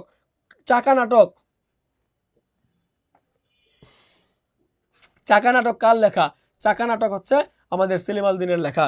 কীর্তন খোলা নাটকটি চলচ্চিত্র নির্মাণ হয় 2000 সালে। কত সালে? 2000 সালে। পরীক্ষা প্রশ্ন আসছে একবার, 71-এর যিশু চলচ্চিত্রের সংলাপ রচনা করেন কে? চলচ্চিত্র সংলাপ রচনা করেন এই নাট্যাচার্য সেলিম আল দিন। মসজিদের পাশে আমায় কবর দিও ভাই, যেন ঘরে থেকে মুয়াজ্জিনের আযান শুনতে পাই। ঠিক আছে, ওকে। আহমদ ছফা থেকে পরীক্ষা প্রশ্ন আসে। আহমদ ছফা সমাধিস্থল কোথায়? মিরপুরে, বুদ্ধিজীবী গোরস্থানে। তার বিখ্যাত রচনার নাম হচ্ছে যদ্যপি আমার গুরু, ওঙ্কার, আর হচ্ছে ফাউস্ট এবং আলাত চক্র। ঠিক আছে, তিনি 21শে পদক লাভ করেন কত সালে? 1902 সালে মরণোত্তর 21শে পদক লাভ করেন। তিনি মারা গেছেন 2001 সালে জুলাই মাসে। কোন সালে? জুলাই মাসে 2001 সালে তিনি মৃত্যুবরণ করেন এবং 2002 সালে তিনি 21শে পদক পুরস্কার লাভ করেন। মাইকেল মধুসূদন দত্ত দেখেন, মধুসূদন জন্মগ্রহণ মৃত্যুগ্রহণ সালটা একটু দেখবেন। তার প্রবর্তনের নাম হচ্ছে অমৃতাক্ষর ছন্দের প্রবক্তা হচ্ছে আমাদের এই মাইকেল মধুসূদন দত্ত। তিনি মেঘনাদ বধ কাব্য রচনা করেন 1860 সালে। কয় সালে? 1860 সালে। চতুষ্পদী কবিতা রচনা করেন কে? এই মাইকেল মধুসূদন দত্ত। বীরাঙ্গনা কাব্য কার লেখা? মাইকেল মধুসূদন দত্তের লেখা। বজাঙ্গনা কাব্য কার লেখা? মাইকেল মধুসূদন দত্তের লেখা। বঙ্গীয় সাহিত্য পরিষদ থেকে 1868 খ্রিস্টাব্দে এই গ্রন্থটি প্রকাশিত হয়। এরপর দেখেন তিলোত্তমা সম্ভার কার লেখা? আমাদের এই মাইকেলের লেখা। এরপর দেখি জীবনানন্দ দাশ আপনাদের জন্য এবার গুরুত্বপূর্ণ। জীবনানন্দ দাশটা একটু দেখবেন। জীবনানন্দ দাশ জন্মগ্রহণ করেন তিনি বরিশালে। একটু খেয়াল করি, জীবনানন্দ দাশ কলকাতায় মৃত্যুবরণ করেন। পরিচিত, তিনি বাংলা বাংলা সাহিত্যের কবিতার একটু প্রধান কবি দেখেন, আধুনিক বাংলা কবিতার প্রধান কবি কে? আধুনিক বাংলা কবিতার প্রধান কবি হচ্ছে আমাদের এই রূপসী বাংলার কবি আমাদের এই জীবনানন্দ দাশ। তিমির হননের কবি বলা হয় তাকে। প্রকৃতির কবি বলা হয় কাকে? জীবনানন্দ দাশকে। তিমির হননের কবি বলা হয় কাকে? জীবনানন্দ দাশকে। নির্জরতার কবি বলা হয় কাকে? জীবনানন্দ দাশকে। চিত্র রূপময় কবি বলা হয় কাকে? জীবনানন্দ দাশকে। পরবাস্তববাদ কবি বলা হয় কাকে? জীবনানন্দ দাশকে। জাস্ট এই জায়গাগুলো একটু জেনে নেবেন, পরীক্ষা প্রশ্ন আসলে উত্তর করতে পারবেন। ওকে, এরপর আসি তার প্রথম কাব্যগ্রন্থের নাম কি? জরাপালক। তার প্রথম কাব্যগ্রন্থের নাম হচ্ছে জরাপালক। তার উল্লেখিত কিছু কাব্যগ্রন্থ আছে যেমন দুসুর পাণ্ডুলিপি, বেলা অবেলা, কালবেলা, রূপসী বাংলা। ঠিক আছে, এই রূপসী বাংলা গ্রন্থটি প্রকাশিত হয় মৃত্যুর পরে। এটাই একটা বিখ্যাত কাব্যগ্রন্থ, তার একটা বিখ্যাত গ্রন্থের নাম হচ্ছে রূপসী বাংলা। ওকে, এরপর একটু আসি প্রধান বৈশিষ্ট্য। তার সাহিত্যকর্মের বৈশিষ্ট্য ছিল নিঃসঙ্গতা। নিঃসঙ্গতা যেমন আমরা বনলতা সেন, কার লেখা? বনলতা সেন। নিঃসঙ্গতার, এটা আমরা জানি যে 1000 বছর ধরে পথ হাঁটিতেছি, তাহলে এটা কি? নিঃসঙ্গতা। তার নিঃসঙ্গতা প্রকাশ পায় তার রচনায়। প্রকৃত প্রেম, মৃত্যু এবং সময় চেতনা প্রকাশ পায় তার এই গ্রন্থে। দেখেন সাহিত্যের অনুবাদ, তিনি সাহিত্যের অনুবাদ রবীন্দ্র উত্তর যুগে বাংলা সাহিত্যে কবিতা আধুনিক যুগের সূচনা করেন কে? আমাদের এই জীবনানন্দ দাশ। ওকে, এরপর আমরা একটু আসি, দেখেন মুক্তিযুদ্ধ ভিত্তিক সাহিত্যকর্ম। মুক্তিযুদ্ধ ভিত্তিক সাহিত্যকর্ম থেকে কিন্তু পরীক্ষা প্রশ্ন আসে। ঢাকা বিশ্ববিদ্যালয় সহ সকল বিশ্ববিদ্যালয়ে মুক্তিযুদ্ধ ভিত্তিক সাহিত্যকর্ম থেকে প্রশ্ন আসে। সবাই একটু খেয়াল করি, মুক্তিযুদ্ধ ভিত্তিক সাহিত্যকর্ম যেমন আমরা বলি ফিরি আসছে। দেখেন ফিরি আসছে, যে অরণ্যের আলো নেই, এটি হচ্ছে মুক্তিযুদ্ধ ভিত্তিক নাটক। যে অরণ্যে আলো নেই, এটা কার লেখা? নীলিমা ইব্রাহিমের লেখা। দেখেন আয়নায় বন্ধুর মুখ, আব্দুল আল মামুনের লেখা। কার লেখা? আব্দুল আল মামুনের লেখা। কি চাহো শঙ্খচিল, এটা কার লেখা? এটা বর্ণচোরা মমতাজ উদ্দিনের লেখা। কার লেখা? মমতাজ উদ্দিনের লেখা। পায়ের আওয়াজ পাওয়া যায়, কার লেখা?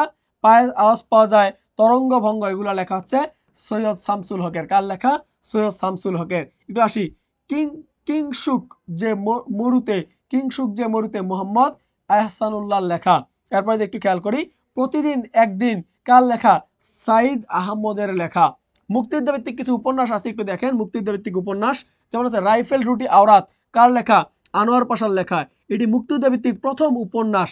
মুক্তিযুদ্ধ ভিত্তিক প্রথম প্রকাশিত উপন্যাসের নাম হচ্ছে রাইফেল রুটি আওরাত। কে লিখেছে? আনোয়ার পাশা। রাইফেল রুটি আওরাত, কার লেখা? আনোয়ার পাশা। এর পাশে হাঙ্গর নদীর গ্রেনেড, কার লেখা? এটা মূলত হচ্ছে সেলিনা হোসেনের লেখা। হাঙ্গর নদীর গ্রেনেড কার লেখা? সেলিনা হোসেনের লেখা। নিষিদ্ধ লোবান, কার লেখা?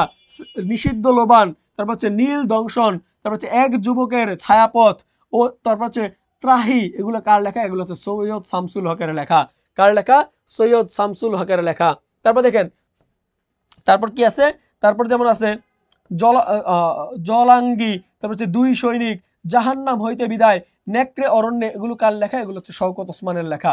এই জায়গায় গুরুত্বপূর্ণ হচ্ছে জাহান্নাম হইতে বিদায় আর হচ্ছে নেকড়ে অরণ্য, এগুলো হচ্ছে গুরুত্বপূর্ণ। এখানে গুরুত্বপূর্ণ। আগুনের পরশমণি গুরুত্বপূর্ণ। তারপর দেখেন জ্যোৎস্না ও জননীর গল্প, কে লিখেছে? হুমায়ুন আহমেদ লিখেছে, হুমায়ুন আহমেদ। এরপর দেখেন পূর্ব পশ্চিম, এই জায়গায় কি আছে? সুনীল গঙ্গোপাধ্যায়ের লেখা। এটা কার লেখা? সুনীল গঙ্গোপাধ্যায়ের লেখা, পূর্ব পশ্চিম। দেয়াল কার লেখা? হুমায়ুন আহমেদের লেখা। তুলনামূলকভাবে এটা কম গুরুত্বপূর্ণ। যাত্রা কার লেখা? শওকত আলীর লেখা। অদ্ভুত আধারে কার লেখা? শামসুর রহমানের লেখা। এরপর একটু খেয়াল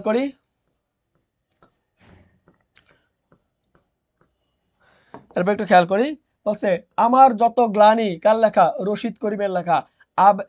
দেখেন অবেলায় অসময়, কার লেখা? আমজাদ হোসেনের লেখা। তারপর হচ্ছে মহাযুদ্ধ, প্রিয়জন, কার লেখা? হারুন হাবিবের লেখা। ফেরারি সূর্য, কার লেখা? রাবেয়া খাতুনের লেখা। এগুলো ছিল আমাদের মুক্তিযুদ্ধ ভিত্তিক সাহিত্য। এরপর আসি আমরা ভাষা আন্দোলন ভিত্তিক সাহিত্যে। আমরা আসি একটু ভাষা আন্দোলন ভিত্তিক সাহিত্যকর্মে। ভাষা আন্দোলন ভিত্তিক সাহিত্য, ভাষা আন্দোলন ভিত্তিক সাহিত্য কি?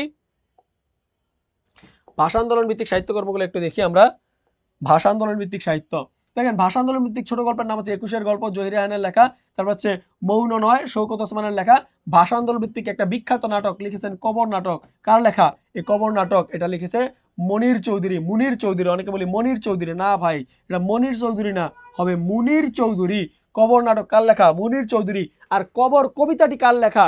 কবর কবিতা একটা আছে, কবর কবিতা লেখা কার একটু কমেন্ট করে জানান। ওইখানে তোর দাদির কবর ডালিম গাছের তলে, 20 বছর ভিজাই রেখেছি 2 নয়নের জলে, এতটুকু তারে এনেছিলাম। তাহলে একটু খেয়াল করেন এই কবর কবিতা কার লেখা, কমেন্ট করে জানাবেন। তাহলে কবর নাটক লিখেছে মুনির চৌধুরী, তাহলে কবর কবিতা কে লিখছে আপনারা কমেন্ট করবেন। বিবাহ মমতাজ উদ্দিন আহমেদ, এটা হচ্ছে ভাষা আন্দোলন ভিত্তিক একটা নাটকের নাম বিবাহ। তারপর দেখি উপন্যাস, উপন্যাস ভাষা আন্দোলন ভিত্তিক উপন্যাস হচ্ছে 21শে ফেব্রুয়ারি জহির রায়হানের লেখা, আরেক ফাল্গুন জহির রায়হানের লেখা। তারপর হচ্ছে আর্তনাদ শওকত ওসমানের লেখা, নিরন্তর ঘণ্টার ধ্বনি এটা কার লেখা? এটা হচ্ছে সেলিনা হোসেনের লেখা। যদ্যপি জীবন, সরি যাপিত জীবন কার লেখা? সেলিনা হোসেনের লেখা। চলচ্চিত্র আছে ফাগুন হাওয়ার, ফাগুন হাওয়ায়, এটা লিখেছে, এটার পরিচালক ছিল তৌকির আহমেদ, এটা অনেক বড় পুরস্কার পাইছে। ঠিক আছে, ওকে। একটানা মজা ঠাট্টা না করে কি ভালো? মজা ঠাট্টা কেন করবো, আমরা তো ক্লাস নিছি। মজা ঠাট্টা কে করলো? ওকে, আমরা একটু আসি, যেটা বলছিলাম আপনাদের এই যে আমাদের শিক্ষা ফাইনাল সাজেশনটা বৈশিষ্ট্য কি? যেমন এখান থেকে দেখেন সংবাদপত্র আছে, সংবাদপত্রগুলো একটু পড়বেন আপনারা সবাই। যেমন সংবাদপত্র কি? ঢাকার মুসলিম সাহিত্য সমাজের মুখপাত্র কে ছিলেন? শিখা। তারপর বাংলা সাহিত্যে দেখেন আপনাদের পরীক্ষা আপনারা বলেন ভাই সংবাদপত্রগুলো একটু দাগাই দেন পরীক্ষার আগে, ঘোড়ার ডিম দাগাই দিব কি? বইয়ের মধ্যে সব দাগানো আছে জিনিস।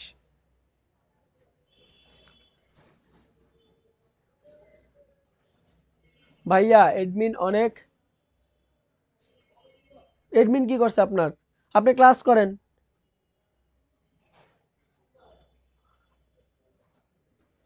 ক্লাসে আসেন, ক্লাসে আসেন সবাই।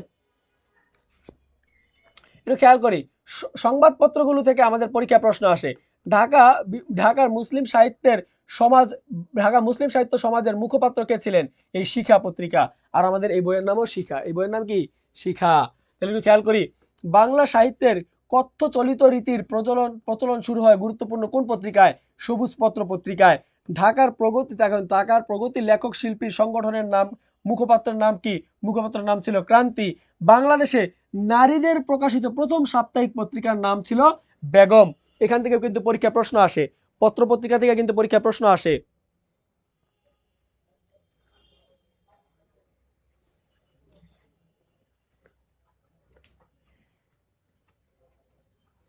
আমরা ক্লাস শেষে এই বইয়ের এই এতক্ষণ যা পড়াইছি সবটা আমরা ছবি তুলে দিয়ে দিব। যারা এগুলা তো আমার বইয়ে নাই, এটা কি আপডেট বই?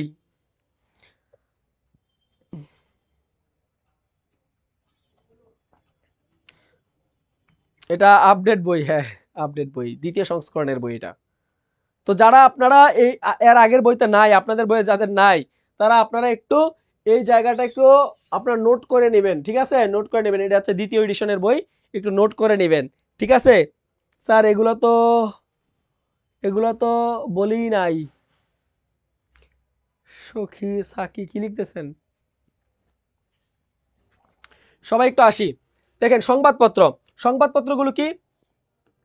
ঢাকার মুসলিম সাহিত্য সমাজের মুখপাত্র ছিল শিখা, এগুলো বলছি। বাংলাদেশের নারীদের প্রকাশিত প্রথম পত্রিকার নাম কি? সাপ্তাহিক পত্রিকার নাম হচ্ছে বেগম। গুরুত্বপূর্ণ সংবাদপত্রের প্রকাশক এবং সম্পাদকের নাম, দেখেন বেঙ্গল গ্যাজেট পত্রিকার প্রকাশক কে? এই পত্রিকাটা মূলত হচ্ছে জেমস আগস্ট হিকি। ভারতবর্ষে প্রথম, এটা একটু খেয়াল করেন, এই পত্রিকার প্রকাশকের নাম হচ্ছে জেমস আগস্ট হিকি। এই পত্রিকাটা মূলত ভারতবর্ষের প্রথম মুদ্রিত সংবাদপত্র, যা ইংরেজি ভাষায় ইংরেজ কর্তৃক রচিত।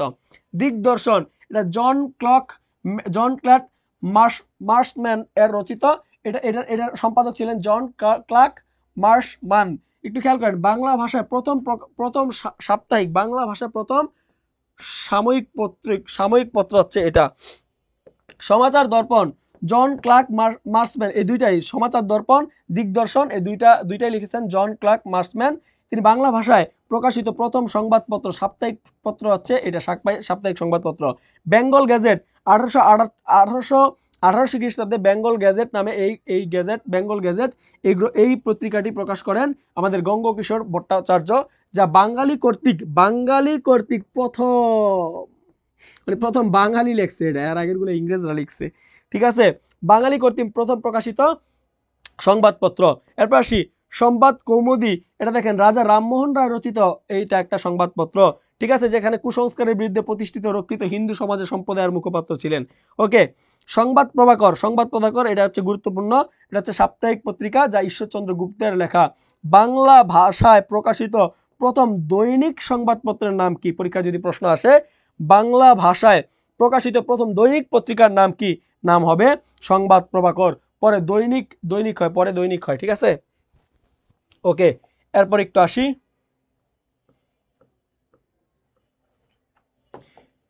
খেয়াল করেন জ্ঞান অন্বেষণ কি? দক্ষিণারঞ্জন মুখোপাধ্যায়ের লেখা জ্ঞান অন্বেষণ। এই দক্ষিণারঞ্জন কিন্তু এই যে আমরা ঠাকুমার ঝুলি দেখি, ঠাকুমার ঝুলি খুলবে মজার গল্প বলবে, কার লেখা? এগুলা সংগ্রহ করছে দক্ষিণারঞ্জন মিত্র মজুমদার, ঠিক আছে। এই দক্ষিণারঞ্জন মিত্র মজুমদার কি করছে? তিনি মুসলমান কর্তৃক প্রথম পত্রিকার নাম হচ্ছে ইয়ং বেঙ্গল গোষ্ঠীর মুখপাত্র ছিলেন এই দক্ষিণারঞ্জন মুখোপাধ্যায়। তিনি কি করছে? জ্ঞান অন্বেষণ নামে একটা পত্রিকার সম্পাদক ছিলেন। তত্ত্বাবধানী, এটা হচ্ছে 1843 সালে অক্ষয় কুমার দত্ত, যেটা ব্রাহ্ম সমাজ মুখপত্র বাংলা গদ্যের বিকাশে গুরুত্বপূর্ণ ভূমিকা রাখে এই তত্ত্বাবধানী গ্রন্থটি। রংপুরের বার্তাবহ, যা 1847 খ্রিস্টাব্দে রচনা শুরু হয় এবং এই বার্তাবহে কিন্তু রংপুরের সর্বপ্রথম ছাপাখানা, বাংলাদেশে ভূপৃষ্ঠ থেকে প্রথম প্রকাশিত। এর আগেরগুলো কিন্তু বাংলাদেশের ভূখণ্ডে প্রকাশিত হয় নাই। 1847 সালে প্রথম ছাপাখানা নির্মাণ হয় রংপুরে। এই রংপুর থেকে কিন্তু বার্তাবহ ছাপাখানার মাধ্যমে কিন্তু সর্বপ্রথম বাংলাদেশে পত্রিকা প্রকাশ করা হয় রংপুরে বার্তাবহ থেকে। ভাইয়া কি মাইন্ড করছেন আমি যে মজা করছি? কি মজা করছেন ভাইয়া? বইটা অর্ডার করতে চাই, বইটি অর্ডার করতে হৃদয় একটু কমেন্টে রিপ্লাইটা দাও তো ভাইয়া, বইটা অর্ডার করতে চায়। ওকে, ঢাকায় প্রকাশিত, একটু খেয়াল করি, ঢাকায় প্রকাশিত 1861 সালে ঢাকা প্রকাশ, 1861 সালে কৃষ্ণচন্দ্র মজুমদার ঢাকা থেকে প্রকাশিত প্রথম সংবাদপত্রের নাম হচ্ছে এই ঢাকা প্রকাশ। এর বাংলাদেশের প্রথম সংবাদপত্র কিন্তু ভাই রংপুর থেকে প্রকাশিত হয়। রংপুরে কারা কারা আছেন হাত তোলেন। ওকে, একটু খেয়াল করি, দেখেন বঙ্গদর্শন পত্রিকাটি 1877 সালে প্রকাশিত হয়। এখানে বঙ্কিমচন্দ্র চট্টোপাধ্যায় বাংলা গদ্যের বিকাশে গুরুত্বপূর্ণ ভূমিকা পালন করে এই বঙ্গদর্শনটি। ভারতী, এটা হচ্ছে দ্বিজেন্দ্রনাথ ঠাকুরের ভারতী পত্রিকা নামে প্রথম প্রকাশিত সম্পাদক। রবীন্দ্রনাথ ঠাকুর এই ভারতী পত্রিকার সম্পাদনা করেন। রবীন্দ্রনাথ ঠাকুর, পরীক্ষা যদি প্রশ্ন আসে ভারতী পত্রিকাটি কার সম্পাদক কে ছিলেন? রবীন্দ্রনাথ ঠাকুর। ধূমকেতু পত্রিকার প্রকাশ সম্পাদক কে ছিলেন? ধূমকেতু পত্রিকার সম্পাদক ছিলেন আমাদের কাজী নজরুল ইসলাম সাহেব। এই পত্রিকায় রবীন্দ্রনাথ ঠাকুর এই পত্রিকা কি করছে? অভিনন্দন বাণী পাঠিয়েছিলেন। তাহলে ধূমকেতু পত্রিকা, খেয়াল করেন, ধূমকেতু পত্রিকা কি করছে? নজরুল সম্পাদনা করছে। আর এই পত্রিকায় আমাদের রবীন্দ্রনাথ ঠাকুর অভিনন্দন বার্তা পাঠিয়েছিলেন বা বাণী পাঠিয়েছিলেন। কল্লোল পত্রিকা কার লেখা? দীনেশচন্দ্র দাশের লেখা কল্লোল পত্রিকা। এই পত্রিকাটিকে ঘিরে একটি স্বতন্ত্র সাহিত্যিক গোষ্ঠী তৈরি হয়। কোন পত্রিকায়? সেটা হচ্ছে কল্লোল পত্রিকায়। আর শিখা পত্রিকা লিখেছেন আবুল হোসেন। বুদ্ধির মুক্তি আন্দোলনে এই মুখপত্র রূপ পালন করে এই শিখা। বুদ্ধির মুক্তি আন্দোলনে ভূমিকা পালন করে শিখা। আর আপনাদের বিশ্ববিদ্যালয়ে চান্স পেতে ভূমিকা পালন করবে রাশেদ স্যারের শিখা বাংলা ফাইনাল সাজেশন বইটি। যে যেখান থেকে আমাদের ক্লাসগুলো করছেন সবাইকে আমি বলবো এই শিখা বইটা আপনারা একটু সংগ্রহ করে নেবেন। এবং আজকের ক্লাস শেষে আমরা ঠিক রাত 9টায় শিখা পেজে আমাদের এই বইয়ের পৃষ্ঠাগুলো আমরা আপলোড করে দেব। আপনারা এই গুরুত্বপূর্ণ পৃষ্ঠাগুলো আপনারা একটু দাগায় পড়বেন। ওকে, তো আজকের ক্লাস আমাদের এখানেই শেষ পর্যন্ত, এই পর্যন্তই আমাদের ক্লাস। তো আপনারা দেখেন আমাদের এই বই কি কি আছে আরো, যেমন এই যে অপরিচিতা থেকে শুরু হবে, রবীন্দ্রনাথ ঠাকুরের পরিচয় দিয়ে শুরু হবে, এবং আমরা আগামী ক্লাসে রবীন্দ্রনাথ ঠাকুরের এই ফার্স্ট পেপারটা দিয়ে শুরু করবো ইনশাল্লাহ। একদিন আগামীকাল তো ক্লাস নেবো না, পরদিন একদিন ফার্স্ট পেপার, একদিন ব্যাকরণ নিয়ে শুরু করব। তো দেখেন আমাদের এই পেজ ভিত্তিক ক্লাসগুলো রেগুলার চলবে, যারা ফার্স্ট পেপারটা গুরুত্ব দিচ্ছেন না, এই যে দেখেন টেকনিক করে গল্প দিয়ে ছন্দ দিয়ে আপনাদের কিন্তু দেয়া আছে, টেকনিক দিয়ে গল্প দিয়ে ছন্দ দিয়ে দেয়া আছে। তো তো আপনারা যারা আমাদের সাথে যুক্ত আছেন আপনাদেরকে আমি বলবো বইটা অবশ্যই সংগ্রহ করে নেবেন, লাইব্রেরিতে পাওয়া যাচ্ছে বইটা মাত্র 150 টাকা।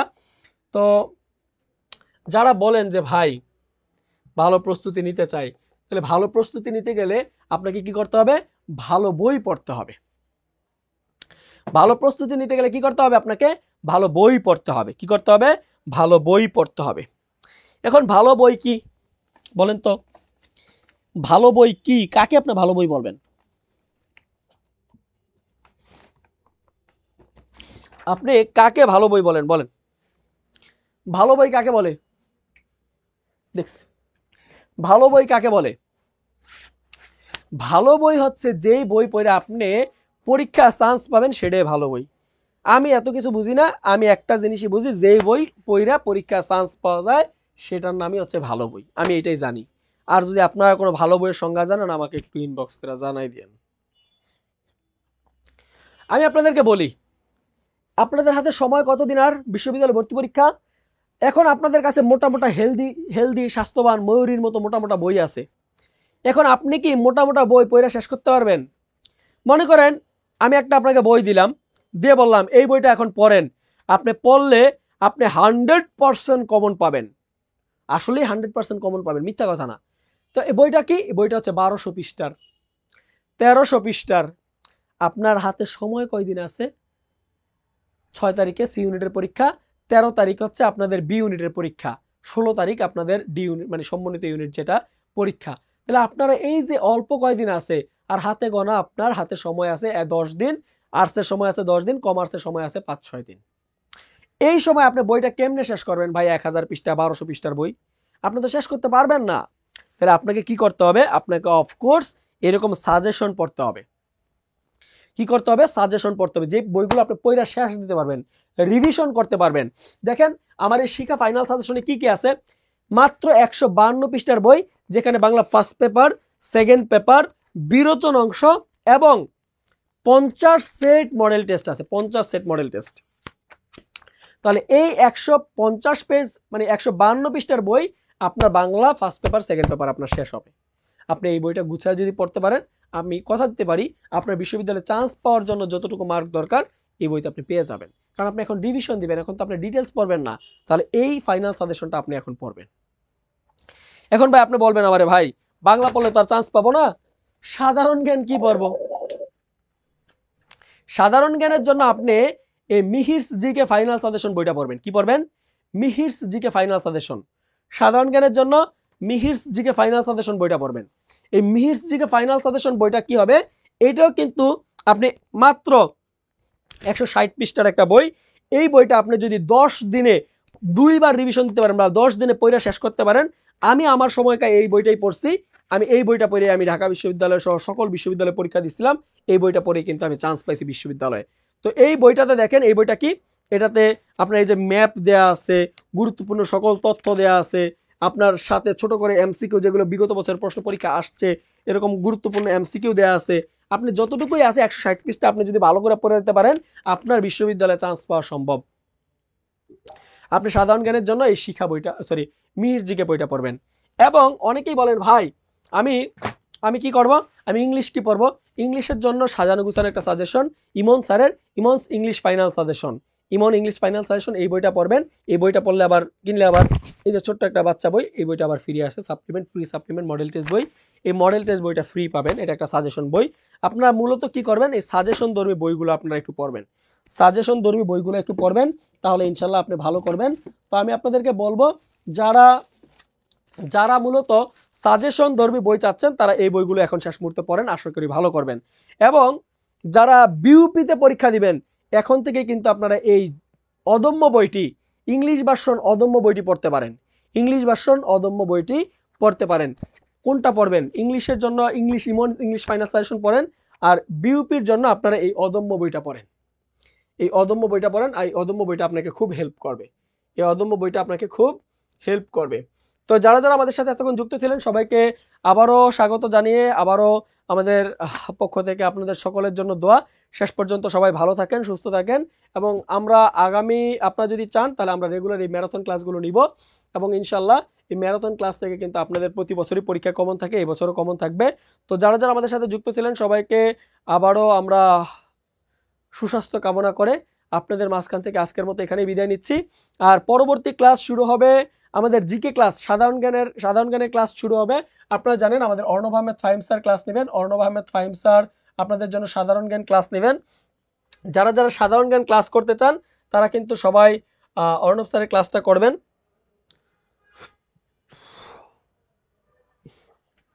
যারা যারা সাধারণ জ্ঞানের ক্লাস করতে চান আমাদের আমাদের এর পরেই ক্লাস শুরু হবে আমাদের অর্ণব আহমেদ ফাহিম স্যারের রাত 10টায় ম্যারাথন ক্লাস। সবাই যুক্ত থাকবেন ইনশাল্লাহ। সবাইকে সবার সুস্বাস্থ্য কামনা করে আজকের মধ্যে এখান থেকে বিদায় নিচ্ছি। ও শিক্ষা বইটা কোথায় পাওয়া যাবে ভাই? সবগুলো বই আপনি লাইব্রেরিতে পাবেন। যারা শিক্ষা বইটা নিতে চাচ্ছেন শিক্ষা বইটি আপনার নিকটস্থ সকল লাইব্রেরিগুলোতে আপনারা পেয়ে যাবেন। মাত্র 150 টাকা নেবে লাইব্রেরিতে। আর আমরা এই বইয়ের দাম হচ্ছে গায়ের মূল্য 200 টাকা।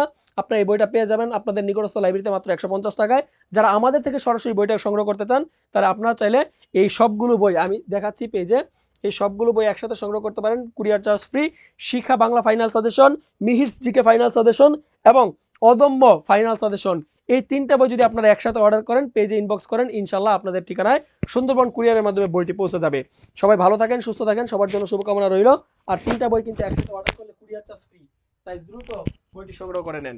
ওকে, সবাই ভালো থাকেন, সুস্থ থাকেন, সবার জন্য শুভকামনা রইল। আল্লাহ হাফেজ।